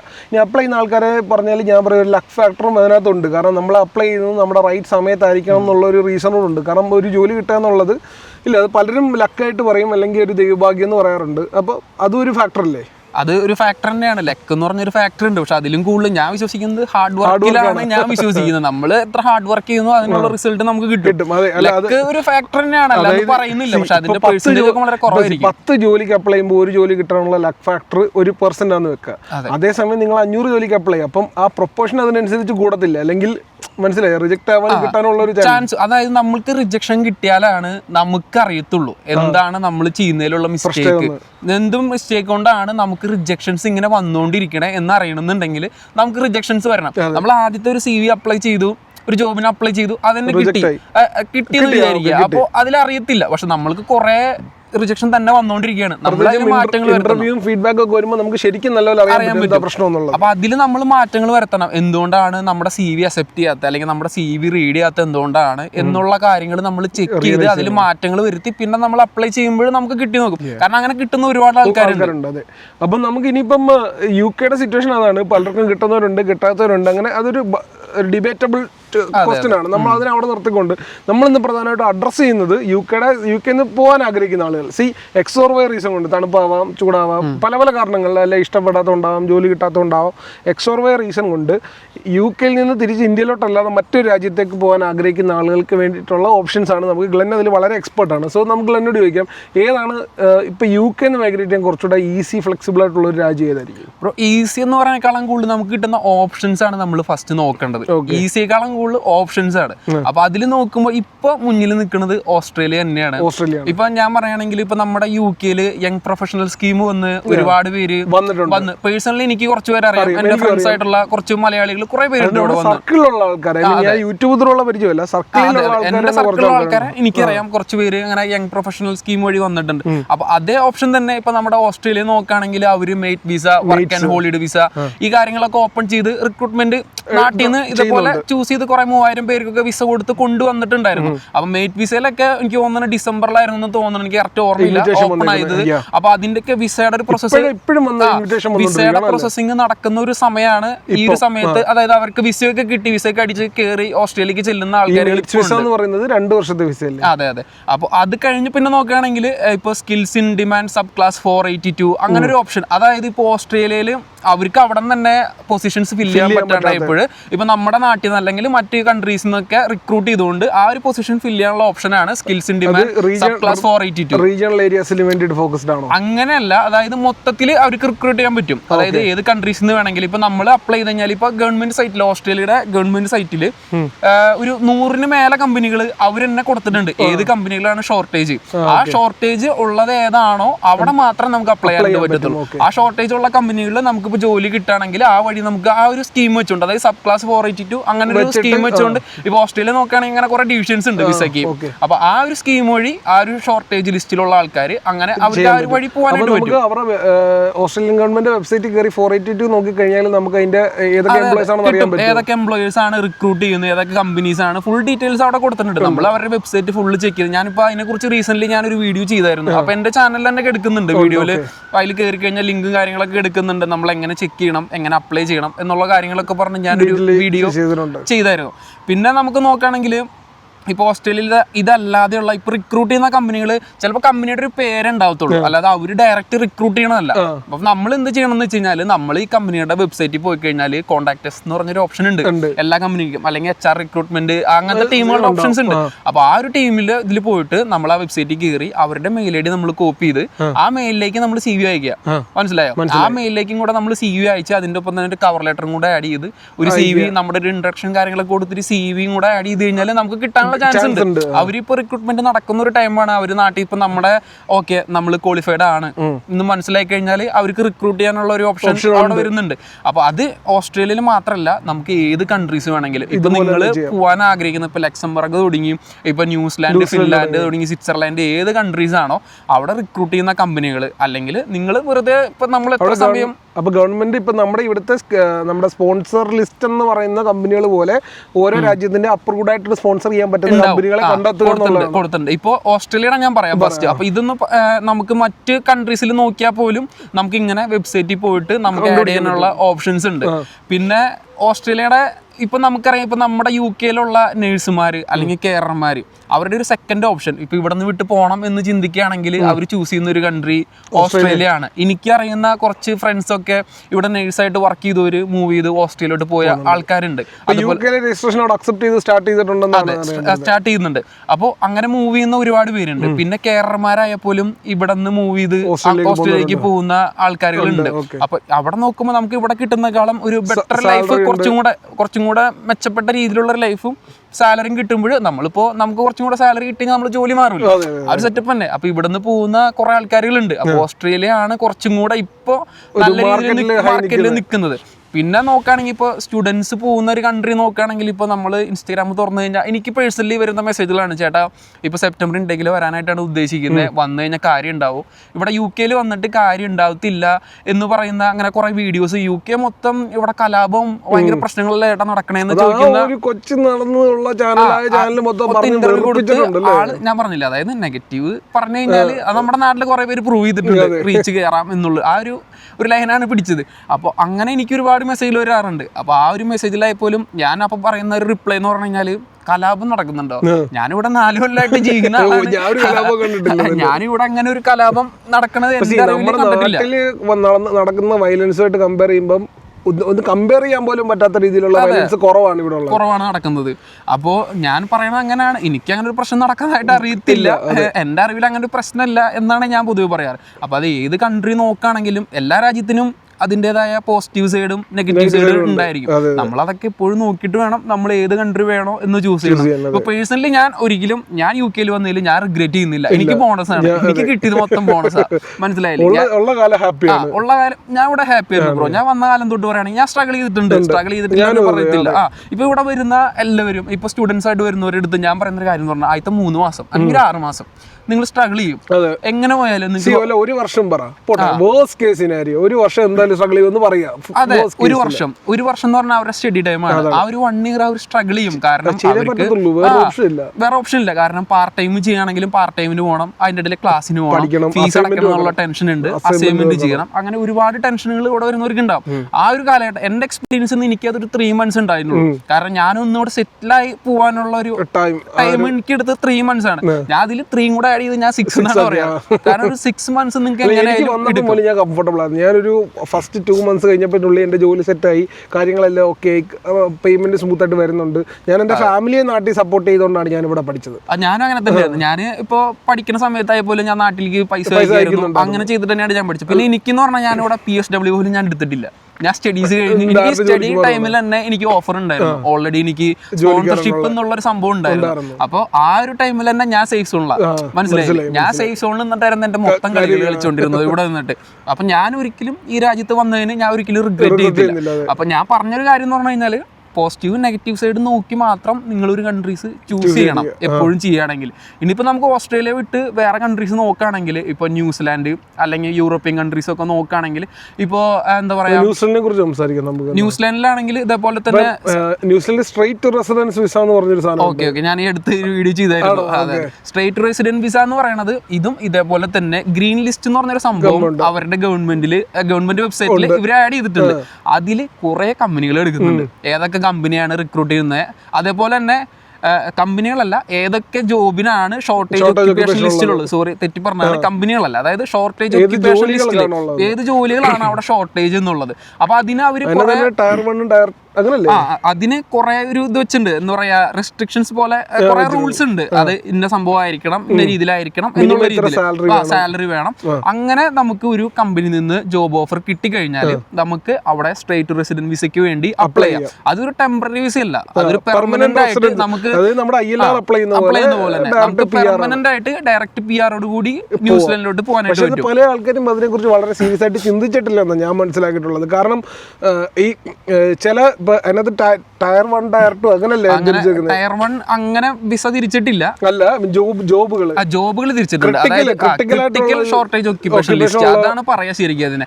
അപ്പൊ അതില് ജോബ് റോള് അവർ കൊടുത്തിട്ടുണ്ട്. മിക്ക എഞ്ചിനീയേഴ്സും നേഴ്സ് അതേപോലെ തന്നെ എന്താ പറയാ ഡോക്ടേഴ്സ് ഉണ്ടോ എനിക്കറിയില്ല, ഞാൻ ചെക്ക് ചെയ്തപ്പോൾ എഞ്ചിനീയേഴ്സ് മസ്റ്റ് ആണ്. പിന്നെ അതേപോലെ കുറെ ജോലികളുണ്ട്, കുറെ ഇപ്പൊ ഫാർമസിസ്റ്റ് അങ്ങനെ കുറെ ജോലികൾ എടുക്കുന്നുണ്ട്. അതിൽ നേഴ്സുമാരുണ്ട്, അങ്ങനെ കുറെ ജോലികൾ. ഒരു ജോബ് ഓഫർ കിട്ടിയാൽ PR ആണ്. അതായത് അപ്ലൈ ചെയ്ത് PR കിട്ടിയിട്ടാണ് ജോലിക്ക് ഫസ്റ്റ് ഡേ സ്റ്റാർട്ട് ചെയ്യുന്നത്. അപ്പൊ അതിലെന്ന് പറഞ്ഞാലും കുറെ ഇതിന്റെ ഇടയിൽ എന്താ പറയാ, ക്രൈറ്റീരിയസ് ഉണ്ട്. നിങ്ങൾ ഇത്ര പ്രായത്തിനിടയിലായിരിക്കണം അങ്ങനെ പറയുന്ന പോലെ എംപ്ലോയർ അപ്രൂവ്ഡ് എംപ്ലോയർ ആയിരിക്കണം. പിന്നെ സാലറി 38,000 അങ്ങനെ 64,000 അതിലും കൂടുതൽ സാലറി എന്നുള്ള രീതിയിൽ വേണം. അത് കാരണം മിനിമം കിട്ടും. ഒരു എഞ്ചിനീയറിംഗ് ജോലിക്ക് പോവാണെങ്കിൽ സാലറി, നേഴ്സ് ആണെങ്കിലും അതിലും കൂടുതൽ സാലറി ഉണ്ട്. പിന്നെ അതല്ല, അത്രയും ക്രിട്ടിക്കൽ അല്ല, എന്നാലും ഷോർട്ടേജ് ഓക്യുപ്പേഷനിലാണെങ്കിൽ 2 years കൊണ്ട് കിട്ടുന്നുണ്ട് അല്ലേ? 2 years കൊണ്ട് കിട്ടുന്ന അവിടെ കിട്ടും സംഭവം ഉണ്ട്. അപ്പോൾ ഈ ഒരു സംഭവത്തിനെ കുറിച്ച് പറയുകയാണെങ്കിൽ എന്താ പറയാ, ഇപ്പൊ നമ്മുടെ ആ ഒരു ലിസ്റ്റ് കയറി കഴിഞ്ഞാൽ എന്തൊക്കെ ജോലികളാണ് ഉള്ളത്, എന്തൊക്കെയാണെന്നുള്ള ഫുൾ ഡീറ്റെയിൽസ് നിങ്ങൾ പോയി ചെക്ക് ചെയ്യുക. നിങ്ങൾ ചെക്ക് ചെയ്ത് കഴിഞ്ഞിട്ട് അവിടെ റിക്രൂട്ട് ചെയ്യുന്ന കമ്പനികൾ, നിങ്ങൾ ഒരു ഏജൻസിനെ സമീപിക്കേണ്ട ഒരു ആവശ്യമില്ല, നിങ്ങൾക്ക് തന്നെ ഡയറക്റ്റ് ചെയ്യാവുന്ന കാര്യമുള്ളൂ. ഇപ്പൊ ഞാൻ ഈ വീഡിയോസ് ഇങ്ങനെ ചെയ്യുന്നതുകൊണ്ട് എന്റെ പേരിലുള്ളതെന്ന് പറഞ്ഞാൽ ഞാനൊരു ഏജന്റ് എന്നുള്ള രീതിയിലാണ് പലരും ചിന്തിച്ചുകൊണ്ടിരിക്കുന്നത്. ഞാൻ വർക്ക് ചെയ്ത് എനിക്ക് മെസ്സേജ് വന്നു, ബ്രോ വല്ല വർക്ക് ചെയ്യുന്നുണ്ടോ? ഞാൻ പറയില്ല, ഇല്ല എനിക്കറിയത്തില്ല, ഞാൻ ചെയ്തില്ല, ഞാൻ വർക്ക് ചെയ്യുന്ന ഒരാളല്ല. ഞാൻ ജസ്റ്റ് നമുക്കറിയുന്ന ഇൻഫർമേഷൻ അല്ലെങ്കിൽ പുതിയ അപ്ഡേറ്റ്സ് മാത്രമാണ് ഞാൻ എന്റെ ചാനൽ വഴി ഞാൻ കൊടുക്കുന്നത്. ഞാൻ ഒരിക്കലും ഒരു ഏജന്റ് ആയിട്ട് ഞാൻ ഒരാളോട് സംസാരിച്ചിട്ടില്ല, ഞാൻ അങ്ങനെ ചെയ്യൂല. കാരണം എനിക്ക് പ്രൊമോഷൻ പറയുകയാണെങ്കിൽ പോലും ഏജൻസികളുടെ വരാറുണ്ട്, ഞാൻ ചെയ്യത്തില്ല ബ്രോ. കാരണം അത് കണ്ണീരിന്റെ പരിപാടിയാണ്, അത് മറ്റുള്ളവരുടെ പൈസ കൊണ്ട് ജീവിച്ച് കണ്ണീരിന്റെ പരിപാടിയാണ്. അത് വേണ്ട എന്നുള്ളൊരു മൈൻഡാണ് എനിക്ക്, എന്റെ മൈൻഡ് അങ്ങനെയാണ്. അപ്പൊ ഏജൻസികളെ സപ്പോർട്ട് ചെയ്തുകൊണ്ട് വീഡിയോ അങ്ങനത്തെ കാര്യങ്ങളൊന്നും ഞാൻ ചെയ്യാറില്ല. പക്ഷെ എന്നിരുന്നാൽ പോലും നമ്മുടെ വീഡിയോക്ക് താഴെ വരുന്ന കമന്റുകൾ ഏജന്റ് ആണ് അങ്ങനെയൊക്കെ പറഞ്ഞ് അങ്ങനെ സംഭവം ഇല്ല എന്നൊക്കെ പറഞ്ഞിട്ടൊക്കെയാണ് പറയുന്നത്. നമ്മളിത് പ്രൂഫ് അടക്കം വെബ്സൈറ്റിൽ നിന്ന് ഗവൺമെന്റ് സൈറ്റിൽ ഇൻഫർമേഷൻ ആണല്ലോ പറയുന്നത്. അപ്പം നമ്മൾ ചെയ്യേണ്ടതെന്ന് പറഞ്ഞാൽ നമ്മൾ ഈ പറഞ്ഞ ഇൻഫർമേഷൻ ഗ്യാദർ ചെയ്യും. ഇപ്പോൾ ഈ പോഡ്കാസ്റ്റ് കൊണ്ട് അതിൽ നമ്മൾ ഉദ്ദേശിക്കുന്നത് പറഞ്ഞാൽ നമ്മൾ കുറേ സെറ്റ് ഓഫ് ഇൻഫർമേഷൻ ഇപ്പോൾ ഇത് അറിയാവുന്ന ഒത്തിരി പേരുണ്ടാവും, വെൽ ആൻഡ് ഗുഡ്, അവരെ നമ്മൾ പറയുന്നില്ല. അറിയാത്ത ഒരാൾക്ക് ചിലപ്പം ഇപ്പോൾ സ്ട്രേറ്റ് റെസിഡന്റ് വിസ ന്യൂസിലാൻഡിലുണ്ടെന്നും അല്ലെങ്കിൽ മേറ്റ്സ് വിസ ഓസ്ട്രേലിയയിലുണ്ടെന്നും അല്ലെങ്കിൽ 482 വിസയ്ക്കകത്ത് നമുക്ക് ഡയറക്റ്റ് ഒരു എംപ്ലോയർ നമ്മളെ സ്പോൺസർ ചെയ്യാൻ പറ്റുന്നു, ഓസ്ട്രേലിയക്ക് സ്പോൺസർ ചെയ്യാൻ പറ്റുന്നു. ഇതൊക്കെ പുതിയ ഇൻഫർമേഷനാണ്. ഈ ഇൻഫർമേഷൻ വെച്ച് നിങ്ങൾ എങ്ങനെയാണ് നിങ്ങളുടെ ലൈഫിനെ മുന്നോട്ട് നീക്കാൻ പോകുന്നത്, അതാണ് ചോദ്യം. അല്ലാതെ നമ്മൾ നിങ്ങൾക്ക് നാളെ ഇന്നൊട്ടൊന്ന് പുതിയൊരു ജോലി വാഗ്ദാനം ചെയ്യില്ല. ജോലി ഞാൻ പറയട്ടെ, എനിക്ക് ഒരിക്കലും ഒരാളെ സ്പൂൺ ഫീഡ് ചെയ്യാനായിട്ട് പറ്റില്ല. കാരണം നമ്മുടെ ജോലി തിരക്ക് കാര്യങ്ങളൊക്കെ അറിയാലോ ബ്രോ, നമുക്ക് ജോലി ഉണ്ടായിരിക്കും. നമ്മുടെ 12 മണിക്കൂർ എത്ര നാളെ ഇപ്പൊ ഏകദേശം ഞാനും ബ്രോയും കൂടെ ഒരു വീഡിയോ ചെയ്തിട്ട് എനിക്ക് 3-4 മാസമായി ഇപ്പോഴാണ് ആ സംഭവം നടക്കുന്നത്. നമ്മൾ പ്ലാൻ ചെയ്തിട്ട് ഇത്രയും നാൾ നമ്മുടെ എല്ലാം ജീവിത തിരക്കുകൾ അങ്ങനെയാണ് മുമ്പോട്ട് പോയിക്കൊണ്ടിരിക്കുന്നത്. അതായത് നമ്മൾ അന്വേഷിക്കണം, അന്വേഷിച്ചാലേ കണ്ടെത്തുള്ളൂ, അന്വേഷിക്കുകയും കണ്ടെത്തും എന്ന് പറഞ്ഞൊരു സെറ്റപ്പ്. നമ്മൾ നമ്മൾ അന്വേഷിക്കണം ഇതിനെക്കുറിച്ച്. ഇപ്പം ഞാനൊരു ഇൻഫർമേഷൻ അല്ലെങ്കിൽ ഇപ്പോൾ ബ്രോ ഒരു യൂട്യൂബിൽ അല്ലെങ്കിൽ ഇൻസ്റ്റാഗ്രാമിൽ 30 സെക്കൻഡിന്റെ വീഡിയോ നമ്മൾ മാക്സിമം ഇടുന്നത് എന്താ 40 സെക്കൻഡ് 30 സെക്കൻഡ് വീഡിയോ നമ്മൾ കുറവാണ്. അപ്പൊ നമുക്ക് ഫുൾ ഡീറ്റെയിൽ ആയിട്ട് ഇതിൽ പറയാൻ പറ്റൂല. ചിലപ്പോൾ യൂട്യൂബിൽ അതിന്റെ വീഡിയോ നമ്മൾ ഇടുന്നുണ്ടാവും, ഫുൾ ഇടുന്നുണ്ടാവും. എന്നാലും ശ്രമകരമായിട്ട് അധ്വാനിക്കുന്ന ആളുകളാണെങ്കിൽ അതിൽ നമ്മൾ പിടിച്ചു കയറണം. അതായത് നമ്മൾ അതിൽ ലിങ്ക് ഇടുന്നുണ്ട്, ഇന്ന ലിങ്കിൽ നിങ്ങൾ ചെക്ക് ചെയ്യണം, അല്ലെങ്കിൽ വെബ്സൈറ്റ് നമ്മൾ അയച്ചു കൊടുക്കുന്നുണ്ട്. ഇപ്പം ഞാൻ DM ആയിട്ട് അയച്ചു കൊടുക്കാറുണ്ട്, ഏതൊക്കെ ലിങ്കിൽ കയറിയിട്ടാണ് അപ്ലൈ ചെയ്യേണ്ടത് എന്നുള്ളത് ഞാൻ അയച്ചു കൊടുക്കാറുണ്ട്. അല്ലെങ്കിൽ എന്റെ യൂട്യൂബ് ചാനലായ പോലും ഡിസ്ക്രിപ്ഷൻ ബോക്സിൽ ഫുള്ള് ഡീറ്റെയിൽഡ് ആയിട്ട് എന്തൊക്കെയാണ് ഇന്ന ജോബ് സൈറ്റ് നമ്മൾ എങ്ങനെ അപ്ലൈ ചെയ്യണം എന്നുള്ള ഫുൾ ഡീറ്റെയിൽ നമ്മൾ കൊടുത്തിട്ടുണ്ട്. അതിൽ കയറി അതിൽ ചെക്ക് ചെയ്യാനുള്ള ഒരു സമയം നമ്മൾ കണ്ടെത്തണം. പക്ഷെ അതും കൂടെ നമുക്ക് ചെയ്തു തരാനായിട്ട് പറ്റും, കാരണം ടൈം ഇല്ലാത്തതുകൊണ്ടാണ്. നമുക്ക് എൻക്വയറി ഇപ്പൊ നമ്മുടെ ഇത് ചോദിക്കുന്ന ആൾക്കാർ മിക്കവാറും ചെയ്യുന്നത് ഞങ്ങൾ കാശ് തരാം, 100 500 1000 തരാം. അത് ആ 1000 കൊണ്ട് മെനക്കേട് നിങ്ങൾ ജീവിതത്തിൽ എടുത്താൽ മാത്രമേ നിങ്ങൾക്ക് ആ ഒരു സംഭവം, ആ ഒരു മെന്റാലിറ്റി ഉള്ളതുകൊണ്ടാണ് നമ്മുടെ കേരളത്തില് അല്ലെങ്കിൽ ഇന്ത്യയിൽ കൂട്ടിക്കോ ഏറ്റവും കൂടുതൽ തട്ടിപ്പുകൾ, വിസ തട്ടിപ്പുകൾ നടക്കണത്. ബ്രോ തന്നെ ഇപ്പൊ നിലവിൽ നമ്മുടെ നാട്ടിൽ നടന്നിട്ട് തട്ടിപ്പുകൾ കോടികളുടെ എനിക്കറിയാം, സീരിയസ്ലി എനിക്കറിയാം. കാരണം ഞാൻ ഇങ്ങനെ വീഡിയോസ് ചെയ്തുകൊണ്ട് ഞാൻ ഒരു വീഡിയോ ചെയ്തായിരുന്നു, മറ്റേ ഫേക്ക് ഏജൻസി റിവീൽ എന്ന് പറഞ്ഞൊരു വീഡിയോ ഞാൻ ചെയ്തായിരുന്നു. ആ വീഡിയോക്ക് താഴെ കമന്റുകൾ എന്ന് പറഞ്ഞു കഴിഞ്ഞാൽ നിറച്ച ആൾക്കാർ കമന്റ്. അപ്പൊ ഞാൻ ചോദിക്കും ഇവരുടെ അടുത്ത്, ബ്രോ എന്താണ് ഉണ്ടായ സിറ്റുവേഷൻ, എന്തായിരുന്നു, എത്ര പൈസ പോയി എന്നുള്ള രീതിയിൽ ഞാൻ ഇവരോട് സംസാരിക്കുമായിരുന്നു. അതായത് ഈ സിമ്പിൾ ആയിട്ട് ചെയ്യണം. ഇപ്പൊ ഒരു വിസ ആപ്ലിക്കേഷൻ തന്നെ നമുക്ക് തന്നെ ചെയ്യാവുന്ന വിസ ആപ്ലിക്കേഷൻ തന്നെ ഇമിഗ്രേഷൻ അല്ല, പരിചയമുള്ള ആൾക്കാരുടെ ഫ്രണ്ടിന്റെ ഫ്രണ്ടാന്ന് പറഞ്ഞിട്ട് 500 കൊടുത്തിട്ട് ഞാൻ പറയാം. ഞാനിവിടെ വിസ മാറിയപ്പോ ഞാൻ എന്റെ ഫോൺ ഉപയോഗിച്ചിട്ട് ഞാൻ അപ്ലൈ ചെയ്ത് ഡേറ്റ് എടുത്ത കാര്യങ്ങളൊക്കെ സിമ്പിൾ ആയിട്ടുള്ള, അതും സ്ട്രെയിറ്റ് ഫോർവേഡ് ആണ്. അതായത് നെക്സ്റ്റ് അടിച്ച് പോകേണ്ട ഒരു സിമ്പിൾ പ്രൊസീജിയർ പോലും തന്നെ ചെയ്യാൻ പറ്റത്തില്ല. അതിന് സോഴ്സ് സെറ്റർ ഇവിടെ സോഴ്സ് സെറ്റർ കണ്ട് അവർ എത്ര മേടിക്കുന്ന 500 350 അങ്ങനെ എത്ര പൈസ UK മേടിക്കുന്നുണ്ട്. ഇതൊക്കെ നമുക്ക് തന്നെ ചെയ്യാവുന്ന കാര്യമുള്ളൂ. അതേപോലെ തന്നെ നമ്മൾ ജോബ് പോർട്ടലിൽ നോക്കി കഴിഞ്ഞാൽ സ്വന്തമായിട്ട് അന്വേഷിക്കുക, നമ്മൾ തന്നെ കണ്ടുപിടിക്കുക. ജെന്യുവൻ ആയിട്ടുള്ള റിക്രൂട്ട്മെന്റ് ഏജൻസ് ഉണ്ട്. ഇവരാണെങ്കിൽ നമ്മുടെ കയ്യിൽ നിന്ന് 1 രൂപ പോലും മേടിക്കില്ല. അവർക്ക് പ്രൊമോഷൻ, അവരുടെ കാശ് കിട്ടുന്ന എല്ലാം ഇവിടുന്ന്. ഇപ്പൊ നാട്ടിൽ നിന്ന് സ്റ്റുഡൻസ് ആയിട്ട് വരുന്ന കുട്ടികൾ ആരുടെ ഏതെങ്കിലും കൺസൾട്ടൻസ് കാശ് മേടിക്കുന്നുണ്ടോ? ലക്ഷങ്ങൾ പക്ഷെ കാശ് മേടിക്കുന്ന യൂണിവേഴ്സിറ്റികളുണ്ട്, അല്ല സോറി കൺസൾട്ടൻസികളുണ്ട്. കുറച്ച് നിലവിൽ നമ്മുടെ നാട്ടില് പ്രമുഖമായിട്ട് നിൽക്കുന്ന കുറച്ച് കൺസൾട്ടൻസികൾ, ഞാൻ പേര് പറയുന്നില്ല, ആ കൺസൾട്ടൻസികൾ. അപ്പൊ ആ കൺസൾട്ടൻസികള് രജിസ്ട്രേഷൻ ഫീസ് എന്ന് പറഞ്ഞാൽ 5,000-10,000 മേടിക്കുന്നവരുണ്ട്, ഇല്ലെന്നല്ല. പക്ഷെ നമ്മളിപ്പോ ഒരു ഏജൻസി ജനറലി പറഞ്ഞാല് ഒരുവിധപ്പെട്ട ഏജൻസികളൊന്നും കാശ് മേടിക്കുന്നില്ല. കാരണം ഫുള്ള്, അതായത് ട്രെയിനിങ് അതേപോലെ തന്നെ തുടങ്ങിയ എല്ലാ പരിപാടികളും ഫ്രീ ആയിട്ട് കോച്ചിങ് കൊടുക്കുന്നവരുണ്ട്. അതായത് അവർക്ക് അതിനുള്ള അവർ ജോലി ചെയ്യുന്നതിനുള്ള, കാരണം അവർ സ്റ്റാഫിനാണെങ്കിൽ 2 സ്റ്റാഫിനെ വെച്ചിട്ടായിരിക്കും ചെയ്യുന്നത്. അവർക്ക് മറ്റേ സാലറി കൊടുക്കാനുള്ള പൈസ യൂണിവേഴ്സിറ്റിയിൽ നിന്ന് കമ്മീഷൻ ആയിട്ട് കിട്ടുന്നുണ്ട്. അതുപോലെ തന്നെ ഓരോ ഇപ്പൊ ഞാൻ ആദ്യം എഞ്ചിനീയറായിട്ട് വർക്ക് ചെയ്ത ഒരു കമ്പനി ഉണ്ട്. ആ കമ്പനി എന്നോട് പറഞ്ഞു എന്റെ 6 മാസം കംപ്ലീറ്റ് ആകുമ്പോൾ 3000 പൗണ്ട് എന്റെ റിക്രൂട്ട്മെന്റ് ഏജന്റ്, ഞാൻ റിക്രൂട്ട്മെന്റ് ഏജന്റ് ത്രൂ ജോലി കിട്ടി. ആ റിക്രൂട്ട്മെന്റ് ഏജന്റിന് 3000 പൗണ്ട് കൊടുക്കണം. എന്നോട് പറഞ്ഞു നിന്റെ 6 മാസത്തെ റിവ്യൂവിനെ പറഞ്ഞു നിന്റെ പ്രൊഫഷൻ ഞങ്ങൾ എക്സ്റ്റെൻഡ് ചെയ്യുക, കാരണം ഇപ്പം നിന്റെ റിക്രൂട്ട്മെന്റ് ഏജന്റിന് നിന്റെ പ്രൊഫഷൻ കംപ്ലീറ്റ് ആയ 3000 പൗണ്ട് കൊടുക്കണം. മനസ്സിലായി? അപ്പം അത്രയും വലിയ എമൗണ്ട്, 3000, 6000, 10000, 15000 മേടിക്കുന്ന EDF എന്ന് പറഞ്ഞ കമ്പനി ഉണ്ട്, അറിയാമോ? EDFന് റിക്രൂട്ട്മെന്റ് ചെയ്ത ഏജൻസി 12,000 എമൗണ്ടാണ് ഒരാളെ റിക്രൂട്ട് ചെയ്ത് കൊടുക്കുന്നതിന് മേടിക്കുന്നത്. ഇപ്പൊ ഞാനൊരു എക്സാമ്പിൾ പറയുകയാണെങ്കിൽ ബ്രോ, നമുക്ക് ഇവിടെ ഇപ്പൊ കേരളമാർ ഇപ്പൊ ഏറ്റവും പെട്ടെന്ന് ഈസി ആയിട്ട് കിട്ടുന്ന ഒരു ജോബ്, അതിന് വരെ ഇവിടെ പൈസ വാങ്ങിച്ചുകൊണ്ട്, അത് കാരണം അത് പഠിപ്പിച്ചെന്ന് പറഞ്ഞു കഴിഞ്ഞാല് നമ്മള് മലയാളികൾ തന്നെയാണ് കൂടുതൽ ബ്രിട്ടീഷുകാരെ നമ്മൾ പഠിപ്പിച്ചത്. ഞാൻ പേഴ്സണലി പറയുകയാണെങ്കിൽ ഇതിൽ ഞാൻ പേര് പറയുന്നില്ല, ഒരു ഇവിടെ അടുത്ത് തന്നെയുള്ള ഒരു ഏജൻസി, അതിന് ഏജൻസിയിൽ പോയിക്കൊണ്ടിരുന്ന ഒരു പയ്യൻ, ആ ഹോമിൽ അവന്റെ ഹാർഡ് വർക്ക് കണ്ടുകൊണ്ട് അവന് പെർമനന്റ് ആയിട്ട് ജോലി കൊടുക്കാം, 10 പൈസ ചെലവില്ലാതെ വിസ കൊടുക്കാം എന്നുള്ള രീതിയിൽ പറഞ്ഞു. അവന്റെ ജീവിതം രക്ഷപ്പെട്ടില്ലേ, കാരണം അവൻ സ്റ്റുഡന്റ് കഴിഞ്ഞ് അപ്പോഴേക്കും അവന് വിസ കിട്ടി എന്നുള്ള സെറ്റപ്പില്. അപ്പോഴേക്കും ഈ ഏജൻസി കയറി അവിടെ ഉടക്കി വെച്ചു. ഏജൻസി പറഞ്ഞു അത് നടക്കില്ല, ഇവനെ വിളിച്ച് ഭീഷണിപ്പെടുത്തി, ഇവനെ വിളിച്ചുകൊണ്ട് ഇത്ര പൈസ വേണം, 10,000 വേണം, 7,000 പൗണ്ട് തന്നാലേ അല്ലെങ്കിൽ നിന്റെ പേരിൽ കേസ് കൊടുക്കും എന്നുള്ള രീതിയിലേക്ക് മാറ്റിപ്പോ ഇവന് വേറെ ഓപ്ഷൻ ഇല്ല, ഇവൻ കൊടുത്തു. അത് കഴിഞ്ഞ് ഈ ഏജൻസി എന്തെന്ന് വെച്ച് കഴിഞ്ഞാല് അവിടുത്തെ മാനേജ്മെന്റ് ആയിട്ട് ഒരു ടൈപ്പ് ആയിട്ട് പറഞ്ഞു, ഞങ്ങൾ തരുന്ന ഓരോ ക്ലയൻസിന് നിങ്ങൾക്ക് 5,000 പൗണ്ട് വെച്ച് തരും, ഞങ്ങൾ 5,000 പൗണ്ട് വെച്ചെടുക്കും എന്നുള്ള. അപ്പൊ ഇവര് നോക്കിയപ്പോ റിക്രൂട്ട് ചെയ്ത് കഴിഞ്ഞാൽ പൈസ കിട്ടാണല്ലോ എന്നുള്ളൊരു സെറ്റപ്പായി. അത് മാത്രമല്ല, നമ്മുടെ മലയാളികളുടെ പ്രശ്നം എന്ന് പറഞ്ഞാൽ, മലയാളികളല്ല പൊതുവെ എനിക്കറിയില്ല ഇന്ത്യക്കാരുടെ പ്രശ്നമാണോ എന്ന് എനിക്കറിയില്ല, അപ്ലൈ ചെയ്യാൻ വയ്യ, കാശ് കൊടുത്താൽ. ഇപ്പം നമുക്കറിയാവുന്ന ഫ്രണ്ട്സ് ഉണ്ട്, നമ്മൾക്ക് പറയും എൻ്റെ അടുത്ത് ചോദിച്ചിട്ടുണ്ട് എങ്ങനെയും കെയർ വിസ തന്നെ ഫോർ എക്സാമ്പിൾ ഒരു റെഫറൻസിന് വേണ്ടി പറയാം, കെയർ വിസ എടുക്കുക ബ്രോ, എന്തെങ്കിലും വിസ കെയർ വിസ അങ്ങനെ എന്തെങ്കിലും കിട്ടുമോ? ഞാൻ പറഞ്ഞു ബ്രോ അപ്ലൈ ചെയ്താൽ ഇപ്പോൾ ഒരുപാട് വേക്കൻസികൾ, അതല്ല ബ്രോ കാശ് കൊടുക്കും. അതായത് ഒന്ന് അപ്ലൈ ചെയ്ത് പറ്റൂല. 1000 പൗണ്ട് അല്ലെങ്കിൽ 1000 പൗണ്ടെന്ന് 10,000 പൗണ്ടും 15,000 പൗണ്ടും കടമെടുത്ത് കൊടുക്കാൻ ബില്ലിക്കാണ്. അതിനുവേണ്ടി നടക്കുന്ന മെനക്കേടിന്റെ 10 മെനക്കേട് 10 ജോലിക്കെങ്കിലും അപ്ലൈ കിട്ടത്തില്ലെങ്കിൽ പോട്ടെ. ഇതിപ്പോ ഞാൻ ഈസി ആയിട്ട് എക്സാമ്പിൾ പറഞ്ഞുതരാം ബ്രോ. ഇപ്പൊ യങ് പ്രൊഫഷണൽ വിസ നമ്മുടെ UK ഇപ്പൊ എനിക്ക് തോന്നുന്നത് 2 കൊല്ലമായിട്ട് 2 പ്രാവശ്യം ഓപ്പൺ ആകും. ഇപ്പൊ ഒരു പ്രാവശ്യം കഴിഞ്ഞു, ഫെബ്രുവരി കഴിഞ്ഞു, ജൂണിൽ വീണ്ടും, ജൂണോ ജൂലൈയോ വീണ്ടും ഓപ്പൺ ആവും. അപ്പൊ ആ ഒരു സംഭവത്തിൽ പോലും ഈസിയാണ് ബ്രോ. ഇപ്പൊ ഞാൻ അതിനെ കുറിച്ച് വീഡിയോ ചെയ്തിട്ടുള്ളതുകൊണ്ട് പറയാണ്, ഞാൻ അതിൽ കയറി നോക്കി എങ്ങനെ അപ്ലൈ ചെയ്യേണ്ട കാര്യങ്ങൾ ഫുൾ ഡീറ്റെയിൽസ് നമുക്ക് തന്നെ ഈസി ആയിട്ട് ചെയ്യാവുന്ന സ്റ്റെപ്പുകൾ, നമുക്ക് തന്നെ ഗ്യാദർ ചെയ്യാവുന്ന ഡോക്യുമെന്റ്സ് ആണ് അതിലുള്ളൂ.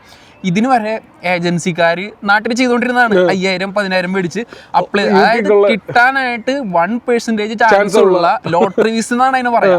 ആ ലോട്ടറി വിസയ്ക്ക് വേണ്ടി പോലും 5,000-10,000 കൊടുക്കാൻ തയ്യാറായ ആൾക്കാരുകളുണ്ട്. എന്തുകൊണ്ട് ചെയ്യാൻ ഇമെയിൽ ഐ ഡി കൊടുത്ത് രജിസ്റ്റർ മാത്രമേ ഉള്ളൂ. സത്യം, ഇമെയിൽ ഐ ഡി കൊടുത്ത് നമ്മുടെ ഡോക്യുമെന്റ്സ്, പാസ്പോർട്ട്, അങ്ങനത്തെ ചെറിയ ചെറിയ കാര്യം അതിന് വരെ പൈസ കൊടുത്ത്. എനിക്ക് മെസ്സേജ് വരാറുണ്ട്, ബ്രോ എനിക്കൊരു വിസ കണ്ടുപിടിച്ച് തരാൻ പറ്റുമോ, പൈസ തരാന്ന്. ഞാൻ പറയും എനിക്ക് പൈസ വേണ്ട, ഞാൻ ജോലി ചെയ്യുന്ന ഒരാളാ, ഞാൻ ജോലി ചെയ്യുന്നതിനുള്ള ശമ്പളം എനിക്ക് കിട്ടുന്നുണ്ട്, ഹെൽപ്പ് ചെയ്യാന്നുള്ള രീതിയിൽ ഇൻഫർമേഷൻ പാസ് ചെയ്യുന്നു. അല്ല ബ്രോ, എനിക്കിപ്പോ മെസ്സേജ് അയക്കുന്നത്, എനിക്ക് സത്യം പറഞ്ഞാൽ എന്റെ ഇൻസ്റ്റാഗ്രാം ഇപ്പൊ എനിക്ക് മെസ്സേജ് അയച്ചു കഴിഞ്ഞാൽ ഫെയിൽഡ് കാണിക്കുന്നത്. കാരണം എന്റെ മെസ്സേജ് കൂടുതലായിട്ട് എനിക്ക് മെസ്സേജ് അയച്ചു കഴിഞ്ഞാൽ ഇപ്പൊ ഫെയിൽഡ് എന്ന് കാണിച്ചു ഞാൻ പിന്നെ ആ മെസ്സേജ് എടുത്ത് ട്രൈ അഗൈൻ കൊടുത്തിട്ട് വേണം എനിക്ക് ആ മെസ്സേജ് സെൻഡ് ആവാനായിട്ട്. അങ്ങനെയാണ് എന്റെ ഇൻസ്റ്റാഗ്രാം. അത്ര ഞാൻ റിപ്ലൈ കൊടുക്കുന്ന ആളാണ്. എന്റെ നോക്കി കഴിഞ്ഞാൽ റിക്വസ്റ്റ് 0 ആയിരിക്കും. ഞാൻ ഫുള്ള് എനിക്ക് വരുന്ന എല്ലാ മെസ്സേജും ഞാൻ റിപ്ലൈ കൊടുക്കുന്നതാണ്. അപ്പോൾ ആ ഒരു സംഭവത്തിൽ എനിക്ക് വരുന്ന മെസ്സേജുകളുണ്ട്, ബ്രോ ഇത് ചെയ്തുതരാൻ പറ്റുമോ, ഇങ്ങനത്തെ സംഭവങ്ങൾ ചെയ്തുതരാൻ പറ്റുമോ എന്നുള്ളത്. അപ്പൊ ഞാൻ ഫ്രീ ആവുന്ന ടൈമിൽ ഓക്കെ ബ്രോ ഇങ്ങനെ ഞാൻ വോയിസ് അയക്കും. അല്ലെങ്കിൽ ഞാൻ വണ്ടി ഓടിക്കുന്ന ടൈമിലാണ് എനിക്ക് പെട്ടെന്നൊരു മെസ്സേജ് വരികയാണെങ്കിൽ ഞാൻ ചിലപ്പോൾ കോൾ ചെയ്യും, ഞാൻ സംസാരിക്കും, ബ്രോ ഇതാണ് അവസ്ഥ, ഇങ്ങനെ കാര്യങ്ങൾ, ഇങ്ങനെ സംഭവം. ഞാൻ സ്റ്റാർട്ട് ചെയ്യണത് ഞാനൊരു ഏജൻസി അല്ലാതെ ഞാൻ സ്റ്റാർട്ട് ചെയ്യത്തുള്ളൂ. കാരണം ഞാൻ ചെയ്യുന്ന വീഡിയോസ് എനിക്ക് ഏറ്റവും കൂടുതൽ പേടി എന്ന് പറഞ്ഞാൽ ഒരിക്കലും മിസ്ലീഡ് ചെയ്ത് പോരും, മനസ്സിലായി, കുരിശാവും. അത് മാത്രല്ല നമുക്കൊരു പ്രശ്നമാണ്, ഞാൻ കാരണം ഒരാളുടെ പൈസ പോയി അങ്ങനെ സംഭവം. അപ്പൊ ഞാൻ ഏറ്റവും കൂടുതൽ പേടിക്കുന്ന ഒരു കാര്യം എന്ന് പറഞ്ഞു കഴിഞ്ഞാൽ നമ്മൾ ചെയ്യുന്ന വീഡിയോസ് ഒരിക്കലും മിസ്ലീഡ് ചെയ്ത് വേറെ ആളായിട്ട് പോകരുത്. അതുകൊണ്ട് ഞാൻ ചെയ്യുന്ന എല്ലാ വീഡിയോസിലും ഞാൻ പറയും ഇത് ഇവിടെയൊക്കെ വേക്കൻസി ഉണ്ടെന്ന് വിചാരിച്ചിട്ട് നിങ്ങൾ ഇതിനെ കുറിച്ച് അന്വേഷിച്ചിട്ട് മാത്രം നിങ്ങൾ ചെയ്യാം. നിങ്ങൾ സ്വന്തമായിട്ട് ചെയ്യാന്നുള്ളതാണ്. അല്ലാതെ ഒരു ഏജന്റിനെ കൊണ്ട് പൈസ കൊടുക്കാനോ ഒരു ഏജൻസിക്ക് പൈസ കൊടുക്കാനോ ഞാൻ പറയുന്നില്ല എന്ന് പറഞ്ഞിട്ടാണ് ഞാൻ എന്റെ എല്ലാ വീഡിയോ ഞാൻ അവസാനിപ്പിക്കാറ്. എന്നിട്ടും നമുക്ക് മെസ്സേജ് വരുമ്പോൾ ബ്രോ ഇത് ചെയ്തു തരൂ, അങ്ങനെ ഒരു ജോലി കണ്ടുപിടിച്ചു തരും.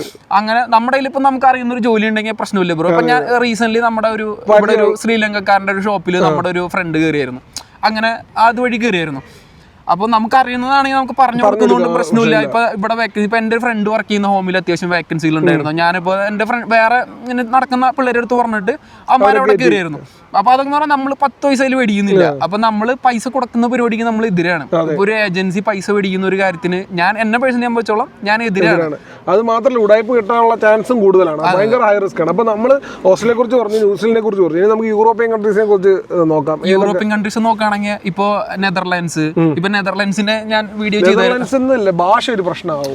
ഭാഷ പ്രശ്നമാണെന്ന് വെച്ച് കഴിഞ്ഞാൽ ബ്രോ എല്ലാ കൺട്രീസിലും ഇപ്പൊ ജർമ്മനി അങ്ങനെ തുടങ്ങിയിട്ടുള്ള ഇറ്റലി എല്ലാ കൺട്രീസിലും ഭാഷ പ്രശ്നം തന്നെയാണ്. ഭാഷ ആവശ്യമുള്ളവർക്ക് കൂടുതലും മുൻഗണന പ്രയോറിറ്റി കൊടുക്കും. ഞാൻ യൂറോപ്പിലെ അവസ്ഥ ഇത്ര പരിതാപകരമാണ്. ഞാൻ ഇപ്പൊ കഴിഞ്ഞ ദിവസം അൽബേനിയ പോയി, മോണ്ടിനെഗ്രോ പോയി. ഒരു വാഹ അവന്മാർക്ക് സംസാരിക്കാൻ അറിയത്തില്ല. ഇംഗ്ലീഷ് എന്ന് പറയുന്ന സാധനം തൊട്ട് തീണ്ടിട്ട്. അതെ, അത് സംസാരിക്കാൻ അറിയാത്ത ഒരുപാട് സ്ഥലങ്ങൾ അങ്ങനെ, അതായത് ഉള്ളേരിയ എടുക്കുന്നത്. ഇപ്പൊ ഞാൻ ഫിൻലാൻഡിനെ കുറിച്ച് ഞാൻ വീഡിയോ ചെയ്ത സമയത്ത് ഞാൻ അതിനെ കുറിച്ച് അന്വേഷിച്ച് അവിടെയുള്ള ഞാൻ അങ്ങനെയാണ് വീഡിയോ ചെയ്യുക. അവിടെയുള്ള നമ്മുടെ ഫ്രണ്ട്സ് ആരെങ്കിലും ഉണ്ടെങ്കിൽ കുറച്ചും കൂടി ഇൻഫർമേഷൻ കളക്ട് ചെയ്ത് അല്ലെങ്കിൽ ഗൂഗിളിൽ ചെക്ക് ചെയ്തിട്ടൊക്കെയാണ് ഞാൻ വീഡിയോ. അപ്പോൾ ഞാൻ അന്വേഷിച്ചപ്പോൾ ഇത്ര % ആളുകൾ മാത്രമാണ് അവിടെ ഇംഗ്ലീഷ്, അത് എനിക്ക് തോന്നുന്നു 60% ആളുകൾ മാത്രമാണ് അവിടെ ഇംഗ്ലീഷ് സംസാരിക്കുള്ളൂ. ബാക്കി സംസാരിക്കുന്നത് അവരുടെ ഭാഷ, അങ്ങനത്തെ കാര്യങ്ങൾ സംസാരിക്കുന്നത്. അപ്പോൾ ആ കൂടുതൽ ഉള്ളേരിയയിൽ, അതായത് ഇപ്പോൾ കൺട്രി സൈഡ് പറയണ പോലെ അങ്ങനെ കൂടുതൽ ഉള്ളേരിയയിൽ പറഞ്ഞവരൊക്കെ അവിടുത്തെ ലാംഗ്വേജാണ് കൂടുതൽ സംസാരിക്കുക.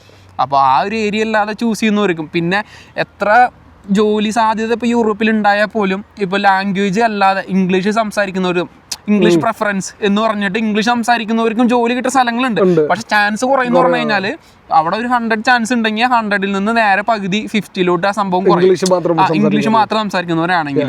അതല്ലെങ്കിൽ ഇപ്പൊ ജർമ്മൻ ലാംഗ്വേജ് വേണം, അതുള്ളവർക്ക് ജോലി സാധ്യത കൂടുതലുണ്ട്. അങ്ങനത്തെ കൺട്രീസ് ഇപ്പൊ നോക്കുകയാണെങ്കിൽ ബ്രോ, ഞാൻ മൊത്തത്തിൽ നമ്മൾ ജോബ് പോർട്ടലിന്റെ കളികളാണ്, മൊത്തത്തിൽ കൂടുതൽ ജോബ് പോർട്ടലാണ്. അപ്പൊ നോക്കുകയാണെങ്കിൽ നമുക്ക് ഇപ്പൊ ഇൻഡീഡ്, ലിങ്ക്ഡിൻ, അതൊക്കെ നമ്മളെല്ലാവരും കേട്ടിട്ടുള്ള. നമ്മുടെ വിസ ഇപ്പൊ നമ്മുടെ ഈ പറഞ്ഞ പോലെ സ്ട്രേറ്റ് റെസിഡന്റ് വിസ ന്യൂസിലൻഡ് പറഞ്ഞ പോലെ, 402 ടു ഓസ്ട്രേലിയ പറഞ്ഞ പോലെ എന്ത് തരം വിസയാണ് നമുക്ക് അവിടെ കിട്ടുന്നത്? ഇപ്പൊ നമുക്കെന്ന് പറഞ്ഞാൽ നെതർലാൻഡ്സ് ആണ് ബ്രോ, അത് 2 ഇയർ വിസ, അത് ഓരോ കൺട്രീസ് ഡിപ്പെൻസ് ആയിരിക്കും. 2 ഇയർ വിസ, 3 ഇയർ വിസ അങ്ങനെ കൊടുക്കും. പിന്നെ നമ്മൾ 1 ഇയർ വിസ വരെ കിട്ടുന്ന സ്ഥലങ്ങളുണ്ട്. 1 ഇയർ കിട്ടി കഴിഞ്ഞിട്ട് അത് കംപ്ലീറ്റ് ചെയ്ത് കഴിഞ്ഞാൽ നെക്സ്റ്റ് 2 ഇയർ റിന്യൂ ചെയ്ത് കൊടുക്കുന്ന സംഭവം എംപ്ലോയർ ഡിപ്പെൻഡ് ചെയ്തിരിക്കും. അപ്പോൾ ജോബ് പോർട്ടൽ നോക്കുകയാണെങ്കിൽ അത് വെച്ചിട്ടാണ് കൂടുതൽ അപ്ലൈ ചെയ്യുന്ന സംഭവങ്ങളൊക്കെ നോക്കുകയാണെങ്കിൽ. ഏത് കൺട്രീസ് ആയാലും, ഇപ്പോൾ ഏത് കൺട്രീസ് നിങ്ങൾ പറഞ്ഞാലും യൂറോപ്യൻ കൺട്രീസിൽ ഇപ്പോൾ ചാൻസ് ഉണ്ടെന്നുണ്ടെങ്കിൽ, വേക്കൻസി ഉള്ള കൺട്രീസ് ആണെങ്കിൽ ഇപ്പോൾ നമ്മൾ ജോബ് പോർട്ടൽ നോക്കുക. ഈ ലിങ്ക്ഡിൻ, ഇൻഡീഡ് നമ്മൾ കേട്ടിട്ടുള്ളതാണ്. അതേപോലെ തന്നെ സീക്ക്, അത് നമ്മൾ കേട്ടിട്ടുണ്ട്. കേൾക്കാത്ത ഒരുപാട് ജോബ് പോർട്ടലുണ്ട്. അതേപോലെ തന്നെ സ്വന്തം ജോബ് പോർട്ടൽ ഇഷ്ടം പോലെ ഉണ്ട്. അതായത് ഓരോ കൺട്രി, ഇപ്പോൾ ഓസ്ട്രേലിയ ജോബ്സ് അങ്ങനെ പറഞ്ഞിട്ട്, അതേപോലെ എന്താ പറയാ, ജോബ്സ് ഇൻ ആംസ്റ്റർഡാം. അപ്പൊ അങ്ങനെ ജോബ് പോർട്ടൽ നോക്കുകയാണെങ്കിൽ നമുക്ക് അറിയുന്ന ലിങ്ക്ഡിൻ, ഇൻഡീഡ്, സീക്ക്, ഇതൊക്കെ നമ്മൾ കുറെ കേട്ടിട്ടുള്ള ജോബ് പോർട്ടലായിരിക്കും. ഇതല്ലാതെ ഒരുപാട് ജോബ് പോർട്ടലുകൾ ഇപ്പോൾ ഓരോ കൺട്രീസ് നോക്കുകയാണെങ്കിൽ അതിന് വെച്ചിട്ട് വരെ ജോബ് പോർട്ടലുകളുണ്ട്. ഇപ്പൊ എന്താ പറയാ, ഇപ്പൊ അൺടച്ചബിൾ ഫോർ നെതർലാൻഡ്സ്, അത് നെതർലാൻഡ്സിന്റെ ഒരു ജോബ് പോർട്ടലാണ്. ഇത് നല്ല രീതിയിൽ റിക്രൂട്ട്മെന്റ് ജോലി കിട്ടും. അതായത് നമ്മൾ നമ്മുടെ CV അയച്ചു കൊടുക്കുക, നമ്മൾ നമ്മുടെ പൊസിഷൻ സെർച്ച് ചെയ്യുക, ഏതാണ് ജോലി. ഇപ്പൊ ഞാനൊരു വെൽഡറാണ് അപ്പൊ എന്ന് വിചാരിക്കുക. അപ്പൊ ഞാൻ വെൽഡർ പൊസിഷൻ ഞാൻ സെർച്ച് ചെയ്ത് കഴിഞ്ഞാൽ ഫുൾ ഡീറ്റെയിൽസ് അവിടെ വരും, ഏതൊക്കെ സ്ഥലത്താണ് റിക്രൂട്ട് ചെയ്യുന്നത് എന്നുള്ളത്. യൂറോപ്പ് കൂടുതലും ഈ സ്കിൽഡ് മൈഗ്രേഷൻ ആണോ അതോ അൺസ്കിൽഡ്? അൺസ്കിൽഡ് ആണ് കൂടുതൽ യൂറോപ്പിൽ മൈഗ്രേഷൻ വരുന്നത്. ഇപ്പൊ ഞാൻ പറയുകയാണെങ്കിൽ ഇപ്പൊ ട്രക്ക് ഡ്രൈവർമാര്, ക്ലീനർമാര്, അങ്ങനെ പറഞ്ഞാൽ കുറെ സ്കിൽഡും വരുന്നുണ്ട്, അൺസ്കിൽഡും വരുന്നുണ്ട്. ഇപ്പൊ സ്കിൽഡ് വരുമ്പോൾ കൂടുതലും നമുക്ക് നമ്മുടെ ലക്സംബർഗ് ഏരിയയിൽ, അതായത് IT അങ്ങനത്തെ ജോലികളൊക്കെ കൂടുതൽ ആ കൺട്രീസിലൊക്കെ വരുന്നുണ്ട്. ഇപ്പൊ ഫിൻലാൻഡ് അങ്ങനെയൊക്കെ പറഞ്ഞാൽ ട്രക്ക് ഡ്രൈവർമാർക്കൊക്കെ ഒരുപാട് വേക്കൻസി ഉള്ള രാജ്യമാണ്.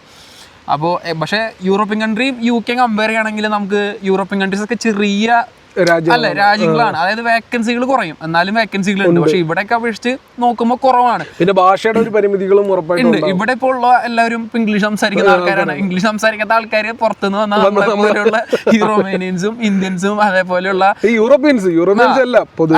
പോളിഷുകാർ, ഇവിടെ ഇംഗ്ലീഷ് അറിയാത്ത ആൾക്കാരുണ്ട്, ഇഷ്ടംപോലെ ഉണ്ട്. അപ്പോൾ ഇതേപോലെയുള്ള കുറെ സൈറ്റുകളുണ്ട്. അതേപോലെ റാൻസ്റ്റഡ്, ഗ്ലാസ് ഡോർ, jobs.eu, അങ്ങനെ പറഞ്ഞ യൂറോപ്യ ജോബ്സ്, അങ്ങനെ കുറെ ജോബ് പോർട്ടലുണ്ട്. ഇതൊക്കെ നമ്മൾ അതിനെ കുറിച്ച് നമ്മൾ നോക്കുകയാണെങ്കിൽ നമുക്ക് ഒന്നും വേണ്ട ബ്രോ, ജസ്റ്റ് നമ്മൾ പോയിട്ട് ChatGPT കയറിയിട്ട് ഇപ്പൊ എല്ലാം വരത്തുമ്പിലാണ്. നമ്മൾ ChatGPT നോക്കിയിട്ട് ജോബ് പോർട്ടൽസ് സെർച്ച് ചെയ്ത് കഴിഞ്ഞാൽ ഇഷ്ടം പോലെ ജോബ് പോർട്ടലുകൾ നമുക്ക് കിട്ടും. നമ്മൾ സമയം കിട്ടുന്ന പോലെ, നമ്മളിപ്പോ ഒരുപാട് ഇപ്പൊ നമ്മളെല്ലാവരും റീൽസ് കാണാനും സിനിമകൾ കാണാനും ഒക്കെ സമയം കുറെ ചെലവഴിക്കുന്നത്. അതിൽ നിന്ന് ഒരു അരമണിക്കൂർ മാറ്റി വയ്ക്കുക, അപ്ലൈ ചെയ്യുക, മാറ്റി വയ്ക്കുക. അപ്പൊ ഇതില് നമുക്ക് റിജക്ഷൻ എന്തായാലും ഉറപ്പാണ്. റിജക്ഷൻ ഉറപ്പെന്ന് പറഞ്ഞു കഴിഞ്ഞാൽ അനിവാര്യമായ ഒരു ഘടകമാണ്. റിജക്ഷൻ ഇഷ്ടം പോലെ വരും, കുറെ റിജക്ഷൻസ് കിട്ടും. അതിലൊന്നും നമ്മൾ തളരരുത്.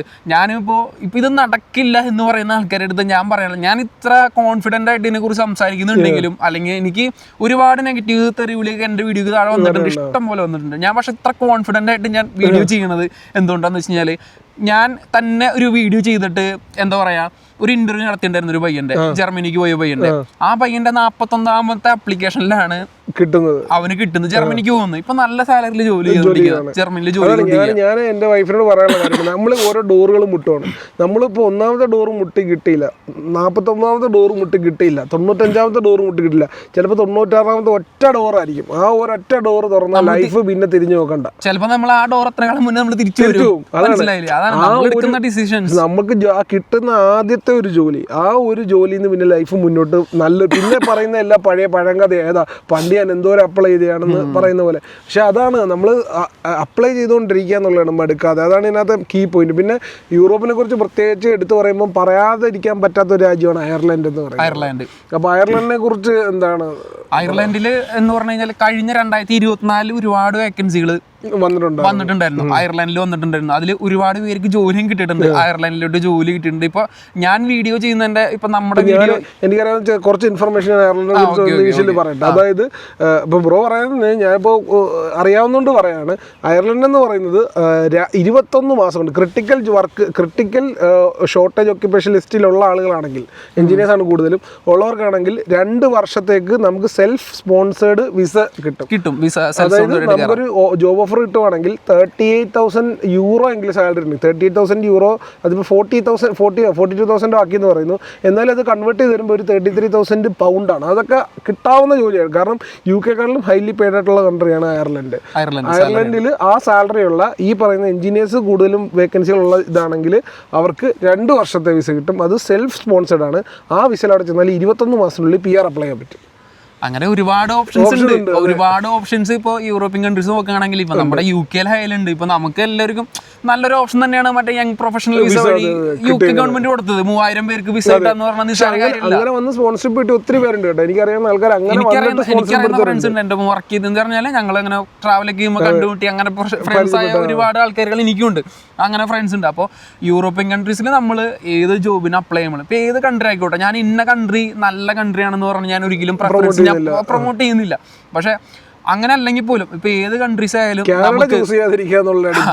ഇപ്പോഴത്തെ അത് പൊളിഞ്ഞിരിക്കുകയാണ്. കാനഡയുടെ ഒരു സിറ്റുവേഷൻ വെച്ചുകൊണ്ട് പൊളിഞ്ഞിരിക്കുകയാണ്. അപ്പോൾ ഏത് കൺട്രി നമ്മളിപ്പോൾ യൂറോപ്പിൽ ചൂസ് ചെയ്യണമെങ്കിലും എനിക്ക് പറയാനുള്ള എൻ്റെ ഒരു പോയിന്റ് എന്ന് പറയുന്നത് നമ്മൾ അപ്ലിക്കേഷൻ ഇട്ടുകൊണ്ടിരിക്കുക. ഞാൻ പറഞ്ഞ പോലെ ആ പയ്യന് 41ാമത്തെ അപ്ലിക്കേഷനിലാണ് അവന് സക്സസ് ആയിട്ട് ജോലി കിട്ടി അവൻ ജർമ്മനിലോട്ട് പോകുന്നത്. അവൻ 39ാമത്തെ അല്ലെങ്കിൽ 40ാമത്തേൽ നിർത്തി എന്നുണ്ടെങ്കിൽ കിട്ടത്തില്ല. റിജക്ഷൻ ഒത്തിരി മടക്കുമ്പോൾ നമ്മൾ എന്തായാലും നമ്മളത് റിക്കവർ ചെയ്യാനായിട്ട് നമ്മൾ എന്തെങ്കിലും ചെയ്യുക. നമുക്കെന്ന് പറഞ്ഞു കഴിഞ്ഞാൽ ബ്രോ ഒരു തെറ്റ് തന്നെ 5 പ്രാവശ്യം ആവർത്തിച്ച് കഴിഞ്ഞാൽ ബ്രോയ്ക്ക് മനസ്സിലാവും എന്താണ് അവിടെ തെറ്റ്. മനസ്സിലായില്ലേ? ആ ഒരു സംഭവം ഇതിലുള്ളൂ. നമ്മൾ എന്തുകൊണ്ടാണ് നമുക്ക് റിജക്ഷൻ കിട്ടുന്നത്, നമുക്ക് ഒരു കമ്പനീസ് നമുക്ക് എന്തുകൊണ്ട് നമ്മളെ അക്സെപ്റ്റ് ചെയ്യുന്നില്ല, നമ്മുടെ CV-യിൽ പ്രശ്നം ഉണ്ടാവും. നമ്മൾ അയക്കുന്ന CV കവർ ലെറ്റർ ഈ സംഭവത്തിൽ എന്തെങ്കിലും പ്രശ്നങ്ങളുണ്ടാവും. അപ്പൊ മെയിൻ ആയിട്ട് വേണ്ടതെന്ന് പറഞ്ഞു കഴിഞ്ഞാൽ CV. പിന്നെ CV-നെ കുറിച്ച് പറയുകയാണെങ്കിൽ ഇപ്പൊ നമ്മൾ കളർഫുൾ ആക്കാൻ വേണ്ടി കുറെ കളറും കുറെ ലൈനുകളും അങ്ങനെ കള്ളിക്ക് തിരിച്ച് സെപ്പറേറ്റ് ഒക്കെ ആക്കിയിട്ട് കാണുമ്പോൾ ഒരു ഭംഗി ഇരുന്നോട്ടെ എന്ന് പറയും. മനസ്സിലായില്ലേ?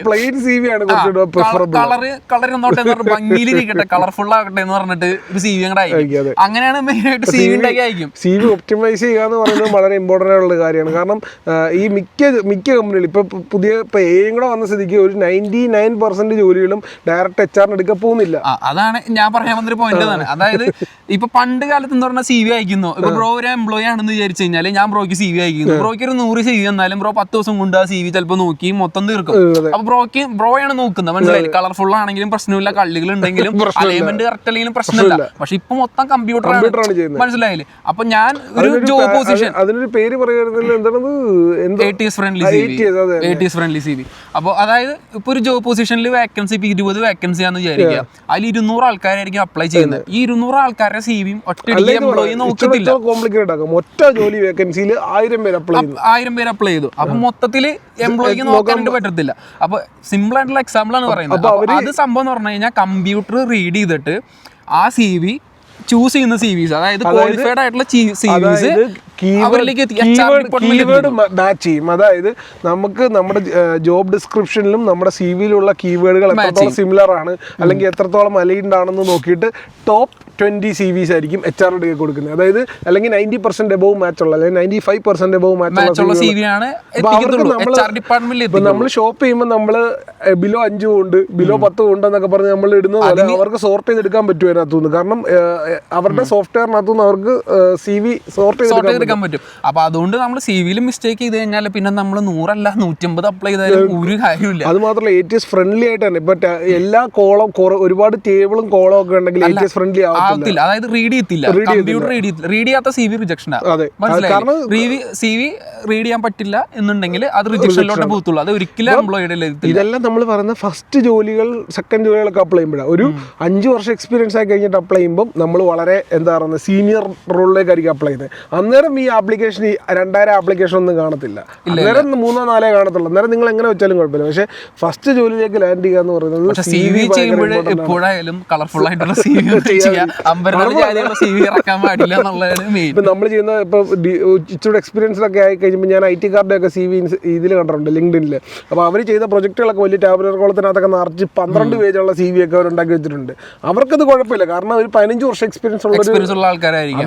അവരുടെ ബയോഡാറ്റ തന്നെ 15 വർഷമാണ്. അത് അവർ അപ്ലൈ ചെയ്യുന്ന റോളും അങ്ങനത്തെ റോളായിരിക്കും. ആ റോളിലധികം ആൾക്കാർ വരുത്തില്ല. പക്ഷേ ഫസ്റ്റ് ജോലി എന്ന് പറഞ്ഞാൽ 20,000 30,000 ഒക്കെ ആപ്ലിക്കേഷൻ ഇപ്പോഴത്തെ ജോബ് മാർക്കറ്റിൽ വെച്ച് വരാൻ ആൾക്കാർ വരും. അപ്പം അതിനകത്തുനിന്ന് ATS വളരെ ഇമ്പോർട്ടൻ്റ് ആണ്. CV-യുടെ കാര്യത്തിൽ മെയിനായിട്ട് ആ ഒരു ഇമ്പോർട്ടൻസ് കൊടുത്താൽ തന്നെയാണ് നമുക്ക് ബാക്കിയുള്ള കാര്യങ്ങൾ നടക്കത്തുള്ളൂ. അത് സെലക്ട് ആവുക, റിജക്ഷൻ വന്നു കഴിഞ്ഞാൽ ഇപ്പോൾ നമ്മൾ കുറെ ജോബിന് അപ്ലൈ ചെയ്തു, കിട്ടിയില്ല, CV മാറ്റാം. CV മാറ്റാന്ന് പറഞ്ഞു കഴിഞ്ഞാൽ വേറെ കാര്യം, എന്നോട് കുറെ റിക്വസ്റ്റുകൾ വന്നിട്ടുണ്ട്, ബ്രോ 100 കൊണ്ടുവരാം, CV ഒന്ന് സെറ്റാക്കി തരാം. ഈ പരിപാടിയൊന്നും നമ്മൾ ചെയ്തു കൊടുക്കാറില്ല. എനിക്ക് വരാറുണ്ട്, CV ശരിയാക്കി തരാൻ പറ്റുമോ, CV ചെയ്തു തരുമോ എന്നൊക്കെ എനിക്ക് മെസ്സേജ് വരാറുണ്ട്. ഇപ്പൊ AI-യുടെ കാലമാണ്, ChatGPT ഉണ്ട്, മൈക്രോസോഫ്റ്റിന്റെ കോപൈലറ്റ് ഉണ്ട്, എന്തോരം AI-കളുണ്ട്. ഒരു മനുഷ്യൻ ഇരുന്ന് ഹെൽപ്പ് ചെയ്യുന്ന പോലെ പ്രോംപ്റ്റ് കൊടുത്താൽ ഹെൽപ്പ് ചെയ്യുന്ന ആൾക്കാരുണ്ട്. ഞാൻ സത്യം പറഞ്ഞാൽ എന്റെ ChatGPT ഹിസ്റ്ററി നോക്കി കഴിഞ്ഞാൽ ഒരു ലോഡ് കിടക്കുന്നുണ്ടോ. ഞാൻ ഫുൾ ടൈം ChatGPT നോക്കിയിട്ടാണ് ഓരോ കാര്യങ്ങൾ സെറ്റ് ആക്കുന്നത്. ChatGPT ജീവിക്കാൻ പറ്റത്തില്ല, അത്രയും ഡിപ്പെൻഡന്റ് ആയി നമ്മൾ. അപ്പൊ അത്രയും നല്ലൊരു ആർട്ടിഫിഷ്യൽ നമ്മുടെ സിസ്റ്റം അത്ര വളർന്നു. എന്നിട്ട് അല്ല ചെയ്യുന്ന ആൾക്കാരുണ്ട് ബ്രോ. നമ്മുടെ നാട്ടിൽ ഒരു ചെറിയ കഫേ പോയിട്ട് ഒരു CV ചെയ്യണമെങ്കിൽ എത്ര രൂപ? ഇപ്പൊ പണ്ട് ചിലപ്പോ 20-10 രൂപ ഉണ്ട്, ഇപ്പൊ 200-300 റേറ്റ്. മനസ്സിലായില്ലേ? ആ സാധനം നമുക്ക് ചെയ്യാന്നുള്ളൂ.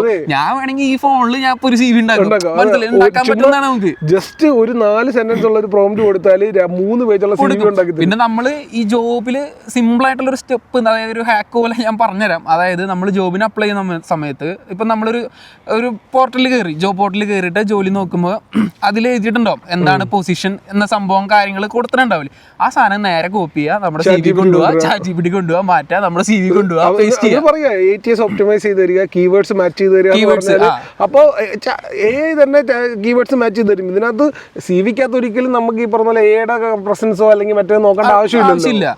അപ്പൊ ആ ഒരു സംഭവം നേരെ ഇതിൽ കൊണ്ടുപോകുക. അപ്പൊ നോക്കുമ്പോൾ എന്തായി, രണ്ടും മാച്ചാണ്. നമ്മുടെ ജോബ് എന്താണ് വേണ്ടത് അതന്നെയാണ് നമ്മുടെ CV HR കാണുന്ന പോയിന്റിലെങ്കിലും എത്തും. പിന്നെ ഇന്റർവ്യൂവിന് പോവുക, പിന്നെ ബാക്കിയൊക്കെ ഭാഗ്യമാണ്. അന്നേരം നമ്മുടെ ഭാഗ്യം പോലെ അന്നേരം ചോദിക്കുന്ന ചോദ്യങ്ങൾ കുറഷ്ടാവാതിരിക്കുക, അല്ലെങ്കിൽ നമുക്ക് ആ സമയത്ത് കറക്റ്റായിട്ട് റെസ്പോണ്ട് ചെയ്യാൻ പറ്റുക, അല്ലെങ്കിൽ നമ്മൾ വിവരക്കേട് പറയാതിരിക്കുക, അതൊക്കെ പിന്നെ അന്നേരത്തെ ഒരു ഭാഗ്യം പോലെ സ്റ്റെപ്പാണ്. ആ പോയിന്റ് വരെ എത്തുക എന്നുള്ളതാണ്. ഇപ്പൊ എത്രയോ മുന്നോട്ട് പോയി നമ്മൾ അപ്രൂവൽ ആയി കഴിഞ്ഞാൽ പിന്നെ സക്സസ്. എത്രയോ ആൾക്കാരുണ്ട് എന്നോട് പലപ്പോഴും ആൾക്കാർ വിഷമത്തോടെ പറഞ്ഞിട്ടുണ്ട്, ഞാൻ 500 ജോലിക്ക് അപ്ലൈ ചെയ്തു, 300 ജോലിക്ക് അപ്ലൈ ചെയ്തു, ഒരു ഇന്റർവ്യൂ പോലും വിളിക്കുന്നില്ല എന്നുള്ളത്. ആ ഒരു ഇന്റർവ്യൂവിലേക്ക് എത്തുക, എന്തുകൊണ്ടാണ് ആ ഒരു ഇന്റർവ്യൂവിലേക്ക് പോലും എത്താത്തത്? നിങ്ങൾ ഇന്റർവ്യൂവിന് പോയിട്ട് പകച്ചു പോട്ടെ, അവിടെ ചോദിക്കുന്നതിന് ഉത്തരം പറയാതിരിക്കട്ടെ, നിങ്ങൾ ട്രോമ ആയിക്കോട്ടെ, പക്ഷെ നിങ്ങൾ ആ ഒരു ഇന്റർവ്യൂവിൽ എത്തുക എന്നുള്ളത് നിങ്ങളുടെ ലക്ഷ്യമാക്കുക. ChatGPT തന്നെ യൂസ് ചെയ്യുക. അതെ, ChatGPT അല്ലെങ്കിൽ ചെയ്യുന്ന ആപ്പുകളുണ്ട്. എനിക്ക് കറക്റ്റ് ആയിട്ട് പേരൊന്നും ഓർമ്മയില്ല. ഞാൻ കുറച്ചാൾ മുന്നേ CV-യുടെ വീഡിയോ ചെയ്തായിരുന്നു. ആ സമയത്താണ് എനിക്ക് കറക്റ്റിനെ കുറിച്ചുള്ള ഓർമ്മ ഉണ്ടായിരുന്നു. ഇപ്പൊ മറന്നു. ഇപ്പൊ ഇതിന്റെ ഒരു ടേക്ക് ഹോം ആയിട്ട് ഒരു ബുള്ളറ്റ് പോയിന്റ്സ് ആയിട്ട് നമ്മൾ പറയുന്ന ഒരു കാര്യം എന്ന് പറയുന്നത്, നിങ്ങളുടെ ജോലി മറ്റൊരാളെ ഏൽപ്പിക്കാതിരിക്കുക. അങ്ങനെ ഏൽപ്പിക്കുന്ന സമയത്താണ് ചീറ്റിംഗ് നടക്കുക. ഏറ്റവും കൂടുതൽ ചീറ്റിംഗ് കേസുകൾ നടക്കുന്നത് ആ ഒരു സമയത്താണ്.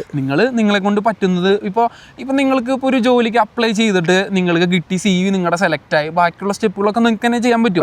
ഇപ്പൊ ഒരു എംബസിയിൽ ഡേറ്റ് എടുക്കണമെങ്കിൽ നമുക്ക് ചെയ്തൂടെ? അതിലൊരു ഏജൻസിക്ക് 10,000 കൊടുക്കേണ്ട ആവശ്യമുണ്ടോ? ഇല്ല. അത് ആ ഒരു തിരിച്ചറിവ് ഉണ്ടാവുന്ന പോയിന്റിലാണ് നമ്മൾ സ്വയം പര്യാപ്തരാകുന്നത്. അത്രയെങ്കിലും സ്വയം പര്യാപ്തത ഇല്ലാത്ത ഒരാളെ എന്തിനൊരു എംപ്ലോയർ ജോലിക്ക് എടുക്കണം എന്നുള്ള ചോദ്യം ഞാൻ ചോദിക്കുകയാണ്. സ്വന്തമായിട്ടൊരു ജോലിക്ക് അപ്ലൈ ചെയ്യാൻ പോലും മടിയുള്ള ആൾക്കാരെ എടുക്കേണ്ട ആവശ്യം എന്താണ്? കാരണം അതുപോലും നമുക്ക് സ്വന്തമായിട്ട് ചെയ്യാൻ പറ്റത്തില്ല. അപ്പൊ ഹാർഡ് വർക്ക് ചെയ്യുന്നുള്ള കാര്യത്തിൽ ഒരു ഉറപ്പില്ല. മനസ്സിലായില്ലേ? ജോലിക്ക് അപ്ലൈ ചെയ്യാൻ തന്നെ തേർഡ് പാർട്ടി ആൾക്കാരെ ഏൽപ്പിച്ചേക്കുന്ന ആളുകളുണ്ട്. അതായത് അപ്ലൈ ചെയ്യാനായിട്ട് അങ്ങനെയുള്ള ഏജൻസികൾ ഇവിടെ യുകെയിലുണ്ട്. അതായത് nursing job, NHS job crack ചെയ്ത് തരും. അങ്ങനെയുള്ള സെറ്റപ്പിൽ ചെയ്യുന്ന ആൾക്കാരുണ്ട്. ചെയ്തു കൊടുക്കും, കാശ് കൊടുക്കുക. അത്യാവശ്യം നല്ലൊരു പൈസ ഉണ്ടെന്ന് എനിക്ക് തോന്നുന്നത്. അങ്ങനെ പൈസ കൊടുത്തിട്ട് ചെയ്യുന്ന ആൾക്കാർ ഔട്ട്സോഴ്സ് ചെയ്യേണ്ട ആവശ്യമില്ല. നിങ്ങൾക്ക് സ്വന്തം ഇപ്പോൾ നമ്മൾ ഏകദേശം ഒരു 45-3/4 മണിക്കൂർ അല്ലെങ്കിൽ ഒരു 35-40 മിനിറ്റ് നമ്മൾ സംസാരിക്കുകയാണ്. സോ നമ്മളിതിനകത്ത് പറയാനുള്ളതെന്ന് പറഞ്ഞാൽ യു കെ തന്നെ നിൽക്കുന്നവരാണെങ്കിൽ ഒരു സെക്കൻഡ് ഒപ്പീനിയനെ കുറിച്ച് ചിന്തിക്കുന്നതിന് മുമ്പ് നിങ്ങളുടെ ഇവിടെ തന്നെ ഒരു ഫസ്റ്റ് ഒപ്പീനിയനെ കുറിച്ച് ചിന്തിക്കുക, അല്ലേ? നമ്മളൊരിക്കലും ഡീമോട്ടിവേറ്റ് ചെയ്യുക, അല്ലെങ്കിൽ UK എല്ലാവരും പോകുന്നു, അല്ലെങ്കിൽ ഇതാണ്. അതൊക്കെ റിയാലിറ്റി ആയിട്ട് പല സാഹചര്യങ്ങളും നിൽപ്പുണ്ടെങ്കിലും നിങ്ങളെ കൊണ്ട് നിങ്ങളുടെ നിൽക്കുന്ന സാഹചര്യത്തിൽ നിങ്ങൾക്ക് എന്ത് ചെയ്യാൻ പറ്റും? ഇത്ര കാലമായിട്ട് ബ്രോ, ഞാനിപ്പോൾ എക്സാമ്പിൾ പറയുന്നത് 4 കൊല്ലമായിട്ട് ഇന്നുവരെ ഞാൻ ഇവിടുന്ന് പോകണം, വേറെ കൺട്രി പോകണം എന്നുള്ള കാര്യത്തിനെ കുറിച്ച് ഞാൻ ചിന്തിച്ചിട്ടില്ല. കാരണം ഞാൻ പറഞ്ഞ പോലെ തന്നെ എനിക്ക് ബെനിഫിറ്റാ, എനിക്ക് ബോണസാ, ഇവിടെ വന്നത് എനിക്ക് ബോണസാ. മനസ്സിലായില്ലേ? കാരണം അത്ര സ്ട്രഗിൾ ചെയ്തിട്ടാണ് ഞാൻ നാട്ടിൽ നിന്ന് ഞാൻ ഇങ്ങോട്ട് കയറി വന്നത്. കാരണം ഞാൻ നാട്ടില് എൻ്റെ കോവിഡ് പറയാം, ഞാൻ നാട്ടില് എഞ്ചിനീയറിംഗ് ജോലി നാട്ടിൽ ചെയ്തുകൊണ്ടിരിക്കുന്നത്. എൻ്റെ 6,000 രൂപയാണ് എൻ്റെ ശമ്പളം. ഞാൻ ചെയ്തുകൊണ്ടിരുന്നത് വലിയ AC മെഷീൻ പൊക്കി മറ്റേ ട്രക്കിൽ കയറ്റുക, കൂലിപ്പണിക്കാരനായിരുന്നു ഞാൻ.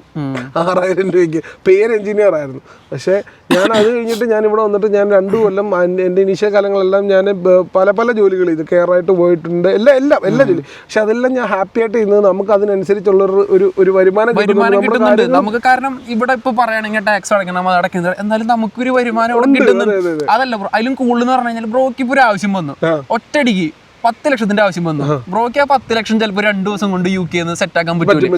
കിട്ടാനുള്ള വഴികളുണ്ട്, മനസ്സിലായില്ലേ? UK ആ പൈസ കിട്ടും. പക്ഷെ അതല്ലാതെ നമുക്ക് നാട്ടിൽ നിന്നാണെങ്കിൽ ആ 10 ലക്ഷം എന്ന് പറഞ്ഞു കഴിഞ്ഞാൽ പെട്ടെന്ന് കിട്ടാനാണ്, ഒരു സ്ഥലത്ത് നിന്ന് ആ സംഭവം കിട്ടാനായിട്ട് പോകുന്നില്ല.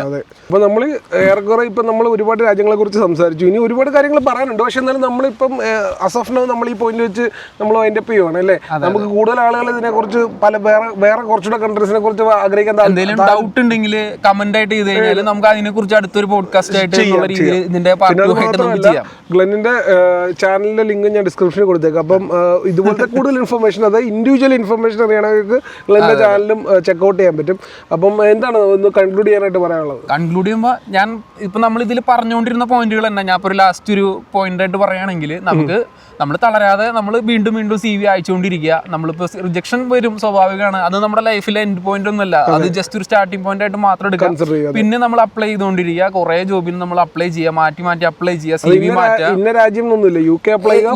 പുറത്ത് ചെയ്ത് ഓസ്ട്രേലിയ, UK, യൂറോപ്പ് ഏത് രാജ്യം വേണമെങ്കിലും ജോബ് പോർട്ടൽ. ഇപ്പോൾ എന്റെ ചാനലിന്റെ ലിങ്കിൽ കയറി കഴിഞ്ഞാൽ ഞാൻ എല്ലാ ഡിസ്ക്രിപ്ഷനിലും ഒരുപാട് ജോബ് പോർട്ടലുകളുടെ പേര് ലിങ്ക് കൊടുത്തിട്ടുണ്ട്. നിങ്ങൾക്ക് ഡയറക്റ്റ് ആക്സസ് ആണ്, നിങ്ങൾക്ക് നേരിട്ട് പോയി കഴിഞ്ഞാൽ സെർച്ച് ചെയ്യാം, നിങ്ങൾക്ക് അതിൽ തന്നെ ജോലിക്ക് അപ്ലൈ ചെയ്യാം. അപ്പോൾ തളരാതെ അപ്ലൈ ചെയ്യുക. എന്തെങ്കിലും ഒരു പോയിന്റിൽ നിങ്ങൾക്ക് ആ ഒരു സംഭവം നിങ്ങൾ ആഗ്രഹിച്ചു കഴിഞ്ഞാൽ സാധനം നടക്കും. നമ്മൾ എന്ത് സാധനം ആഗ്രഹിച്ചു കഴിഞ്ഞാൽ നമ്മുടെ ഒരു ടൈം വരുന്ന ഒരു സമയമുണ്ട്. നമ്മൾ ഹാർഡ് വർക്ക് ചെയ്ത് കഴിഞ്ഞാൽ ആ സംഭവം നമ്മുടെ കയ്യിൽ കിട്ടും. അത് നമുക്ക് എല്ലാവർക്കും അറിയാം. ഇപ്പൊ UK വന്നിട്ടുള്ള ഒരു എല്ലാവർക്കും അറിയാം.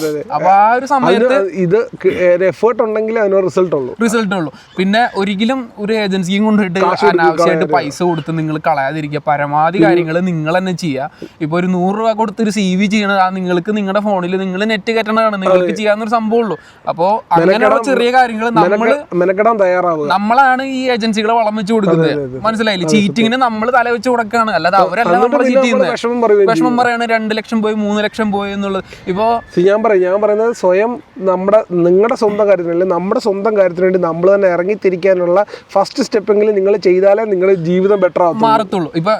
ഇപ്പൊ ബ്രോ ഞാൻ പറഞ്ഞില്ലേ, ഓസ്ട്രേലിയയുടെ സബ് ക്ലാസ് 482 കേസ് പറഞ്ഞായിരുന്നില്ലേ. ഇപ്പൊ എനിക്ക് ഇന്നൊരു മെസ്സേജ് അയച്ചായിരുന്നു, ഇന്ന് വന്ന മെസ്സേജ് ആണ് കേട്ടോ. അപ്പൊ ആള് ഓൾറെഡി ദുബായിലുള്ള UAE ഒരു ഏജൻസിക്ക് പൈസ കൊടുത്തു, 1,20,000 കൊടുത്തു. ബ്രോ ഇത് ഒറിജിനൽ ആണോ ഫേക്ക് ആണോ എന്ന് എനിക്ക് അറിയത്തില്ല എന്ന് പറഞ്ഞു. ബ്രോയ്ക്ക് എന്താ തോന്നുന്നത്? അപ്പൊ ഞാൻ ജസ്റ്റ് ഏജൻസിയുടെ പേര് ചോദിച്ചു. അപ്പൊ ഞാനൊരു വീഡിയോ അയച്ചു കൊടുത്തോണ്ട് പറഞ്ഞു ഈ വീഡിയോയിൽ ആ പേരുണ്ടോ നോക്കാൻ പറഞ്ഞു. അപ്പൊ അതിൽ പേര് കണ്ടില്ല. അപ്പൊ അവര് ഓഫർ ലെറ്റർ സംസാരിക്കാൻ, ലോയറായിട്ട് സംസാരിക്കണം, അവരുടെ ഏജൻസി പതിവ് കാര്യങ്ങളാണ് പറഞ്ഞുകൊണ്ടിരിക്കുന്നത്. അപ്പൊ ഞാൻ പറഞ്ഞു ഓക്കെ, എന്തായാലും പൈസ കൊടുത്തു, 1,20,000 കൊടുത്തു. കാരണം ആ ഒരു പോയിന്റ് കഴിഞ്ഞാണല്ലോ ഇവര് നമ്മളെ കോണ്ടാക്ട് ചെയ്തില്ല. കാശ് കൊടുത്തിട്ട് നമ്മൾ പറയാണ് ഇത് ഫേക്ക് ആണ് അല്ലെങ്കിൽ അങ്ങനെയാണെന്ന് പറഞ്ഞു കഴിഞ്ഞാൽ പിന്നെ ചിലപ്പോൾ ഇവര് നമ്മളെ കോണ്ടാക്ട് ചെയ്യില്ല. പിന്നെ കോണ്ടാക്ട് ചെയ്യണത് പൈസ പോയി എന്ന് മനസ്സിലാവുമ്പോഴായിരിക്കും ഇവര് ആള് ചിലപ്പോൾ വെറുതെ പറയണ. അങ്ങനെ ഒരു വിശ്വാസം പേടിക്കണ്ട, ഇനി പേടിക്കണ്ടെന്ന് വിരിച്ചിട്ട് ചിലപ്പോൾ കോണ്ടാക്ട് ചെയ്യത്തില്ല. പൈസ പോയി കഴിയുമ്പോൾ എനിക്ക് ഇങ്ങനത്തെ സംഭവം ഉണ്ടായിട്ടുണ്ട്. ഞാൻ അതിനെ കുറിച്ചൊരു വീഡിയോ ചെയ്തിട്ടുണ്ടായിരുന്നു. ഇറ്റലിയിൽ നിന്ന് പൈസ പറ്റിച്ച് UK വിസ, അതായത് ബ്രോ പക്ക വിസ അടിച്ച് ഇവർക്ക് അയച്ചു കൊടുത്തു, വിസ അയച്ചു കൊടുത്തു. അപ്പൊ ഞാൻ അവരോട് വെച്ച് നിങ്ങൾ എംബസി പോയോ? അപ്പൊ പറഞ്ഞില്ല. നിങ്ങൾ ബയോമെട്രിക്സ് കൊടുത്തു? ഇല്ല. ഇത് നിങ്ങൾക്ക് എങ്ങനെ വിസ കിട്ടി? അത് ചോദിച്ചു കഴിഞ്ഞപ്പോ പിന്നെ എനിക്ക് മെസ്സേജ് ഒന്നുമില്ല. പിന്നെ കുറച്ചാൾ കഴിഞ്ഞിട്ട് എനിക്ക് ആളുടെ മോള് എന്നെ കോണ്ടാക്ട് ചെയ്യണം. മോള് കോണ്ടാക്ട് ചെയ്ത് പറഞ്ഞു ബ്രോ അതങ്ങനെ പൈസ പോയി, അമ്മ അങ്ങനെ പൈസ കൊണ്ട് കൊടുത്തു. 5 ലക്ഷം കൊടുത്തു ബ്രോ, 5-6 ലക്ഷം കൊടുത്തു. ഫേസ്ബുക്കിൽ കണ്ട ഒരാൾക്കാട്ടെ കൊടുത്തത്. അപ്പൊ അതാണ് ഞാൻ പറയുന്നത്, അങ്ങനത്തെ ചെറിയ ചെറിയ കാര്യങ്ങളുള്ളൂ. വിസ അടിച്ച് കയ്യിൽ കൊടുത്ത ബയോമെട്രിക്സ് പോലും ഇല്ലാണ്ട് വിസ അടിച്ച് കയ്യിൽ സാധനം കൊടുത്തു. പക്ക സാധനം കണ്ടു കഴിഞ്ഞാൽ നമ്മുടെ വിസ പോലെ ഇരിക്കുന്ന സാധനം അടിച്ച് കയ്യിൽ കൊടുത്തു. അതാണ് പറഞ്ഞത്. അങ്ങനെയൊന്നും നിങ്ങൾ പോയി പെടാതിരിക്കുക. നമ്മൾ പണിയെടുത്തുണ്ടാക്കുന്ന പൈസ നമ്മൾക്കോ നമ്മുടെ മക്കൾക്കോ അല്ലെങ്കിൽ നമ്മുടെ ഫാമിലിക്ക് വേണ്ടിയുള്ള ഉപകാരപ്പെടുത്താം. ഇങ്ങനെയുള്ള ഒരു തട്ടിപ്പിലും പോയി പെടാതിരിക്കുക. ഇതാണ് എനിക്ക് മെയിനായിട്ട് പറയാനുള്ളത്. ജോബ് അപ്ലൈ ചെയ്യുന്നവർ എല്ലാ ജോബ് പോർട്ടലുകളും കാര്യങ്ങളൊക്കെ ചെക്ക് ചെയ്യുക. റീസെൻ്റ് ആയിട്ട് വരുന്ന അപ്ഡേറ്റ്സ്, ഇപ്പോൾ ഒരുപാട് പേര്, ഇപ്പം ഞാൻ എന്നെ പറയുന്നില്ല, ഒരുപാട് പേര് ഇങ്ങനെ ചെയ്യുന്ന ആൾക്കാരുകളുണ്ട്. പുതിയ അപ്ഡേറ്റ് ചെയ്യുന്ന സമയം കണ്ടെത്തി അപ്ഡേറ്റ് ചെയ്യുന്ന ആൾക്കാരുണ്ട്. അപ്പോൾ ആ അപ്ഡേറ്റ്സ് നോക്കുക. ആ അപ്ഡേറ്റ്സിലൊക്കെ പോയി നമുക്ക് പറ്റുന്ന ജോലികളുണ്ടെങ്കിൽ അതിലൊക്കെ പോയിട്ട് നമ്മൾ ഇപ്പം ഞാൻ പറഞ്ഞ ഇപ്പം ഞാനും മൈൻഡ് അപ്പ് ചെയ്തതിനും എനിക്ക് ഒറ്റ കാര്യമേ പറയാനുള്ളൂ, നിങ്ങൾ മടുക്കാതിരിക്കുക. പിന്നെ അപ്ലൈ ചെയ്ത് തുടങ്ങിയിട്ടില്ലാത്തവർ ഇതൊരു മോട്ടിവേഷനായിട്ട് കാണുക, അല്ലെങ്കിൽ എൻകറേജ്മെൻ്റ് ആയിട്ട് കാണുക. നിങ്ങൾ സ്റ്റാർട്ട് ചെയ്യുക. ആരും നിങ്ങൾക്ക് വേണ്ടി അപ്ലൈ ചെയ്ത് തരാൻ ഇവിടെ ഇല്ല. എല്ലാം കഴിഞ്ഞ് നിങ്ങൾ തിരിച്ച് ഇവിടെ നിന്നെല്ലാം പറക്കി കെട്ടി നാട്ടിൽ പോയി അവിടെ ഇരിക്കുമ്പോഴും നിങ്ങൾ മാത്രമേ കാണത്തുള്ളൂ. ഇവിടെ നിങ്ങൾക്ക് ജോലി കിട്ടിയാലും നിങ്ങൾ മാത്രമേ കാണത്തുള്ളൂ. നിങ്ങൾക്ക് നിങ്ങൾ മാത്രമേ ഉള്ളൂ എന്നുള്ള തിരിച്ചറിവ് ഉണ്ടാവുക. ആരും വീട്ടിൽ കൊണ്ട് ജോലി തരാനും ആരും വീട്ടിൽ വന്നിട്ട് CV മേടിച്ചോണ്ട് പോകാനും ഇല്ല. ആ ഒരു റിയാലിറ്റി ഒരാളൊരു സാധനം കൊണ്ടുവരത്തില്ല. നമ്മൾ അധ്വാനിച്ചുണ്ടാക്കിയാലേ നമുക്കുള്ളൂ. ഇപ്പൊ നമുക്കൊരു ജോലി കിട്ടി നമ്മുടെ കാര്യങ്ങളെല്ലാം ഓക്കെ ആണെങ്കിൽ നമ്മളെ അന്വേഷിച്ച് കുറെ ആൾക്കാർ വരും. പക്ഷെ അല്ലാതെ നമുക്ക് ഒരു ജോലി മേടിച്ചു തരാമെന്നോ അല്ലെ നിങ്ങളുടെ കൂടെ നിന്ന് ഞങ്ങൾ അപ്ലൈ തരാമെന്ന് പറയാം ഫ്രണ്ട്സ് ആട്ടെ ഫാമിലി ആട്ടെ ആരും പറ്റില്ല. അപ്പൊ അതുകൊണ്ട് നിങ്ങൾ തന്നെ സ്വയം ഇന്ന് നിങ്ങൾ ഈ വീഡിയോ കാണുന്നുണ്ടെങ്കിൽ നിങ്ങൾ ഇതൊരു മോട്ടിവേഷൻ ആയിട്ട് കണ്ടിട്ട് നിങ്ങൾ ഇറങ്ങി സ്റ്റാർട്ട് ചെയ്യുക. നെഗറ്റീവ് വീഡിയോസ് നോക്കുകയാണെങ്കിൽ അങ്ങനെയുള്ള വീഡിയോസ് ഒന്നും നിങ്ങൾ പരമാവധി ഇഗ്നോർ ചെയ്യുക. കുറെ നെഗറ്റീവ്സ് പറയുന്ന വീഡിയോസ് മനസ്സിലായില്ലേ, കുറെ ഇപ്പോൾ ഒരു രാജ്യത്തിനെ കുറിച്ച് നെഗറ്റീവ് പറയാണ്, നിങ്ങൾക്കത് പേഴ്സണലായിട്ട് നിങ്ങൾക്ക് അറിയത്തില്ല അല്ലെങ്കിൽ അങ്ങനെ ഉണ്ടെന്നുണ്ടെങ്കിൽ അത് ഒഴിവാക്കി വിടുക. അപ്പൊ അങ്ങനെ പറയുന്ന ആൾക്കാരെ സപ്പോർട്ട് ചെയ്യാതിരിക്കുക. നെഗറ്റീവ് പറയുന്ന ആൾക്കാരുണ്ടെങ്കിൽ ഇപ്പോൾ ഞാൻ ഒരു എക്സാമ്പിൾ പറയുകയാണെങ്കിൽ ഇപ്പൊ ഇത്ര നെഗറ്റീവ് നടന്നിട്ടും ഇപ്പൊ എന്താ UK സ്റ്റുഡൻസ് വരുന്നില്ല, ഇഷ്ടം പോലെ സ്റ്റുഡൻസ് വരുന്നുണ്ട്. ഇപ്പൊ സെപ്റ്റംബർ ഇൻടേക്ക് ആയാലും ജനുവരി ഇൻടേക്ക് ആയാലും ഒരുപാട് സ്റ്റുഡൻസ്. അവരെന്തുകൊണ്ടാണ് വരുന്നത്? കാരണം ഇവിടെ വന്നു കഴിഞ്ഞാലാണ് ഇവിടെ വന്നു കഴിഞ്ഞാൽ സെറ്റ് ആവുന്ന അറിയാം, എങ്ങനെയെങ്കിലൊക്കെ സെറ്റ് ആയി പോകും. റിസ്ക് എടുത്താലാണ് ലൈഫിൽ രക്ഷപ്പെടത്തുള്ളൂ.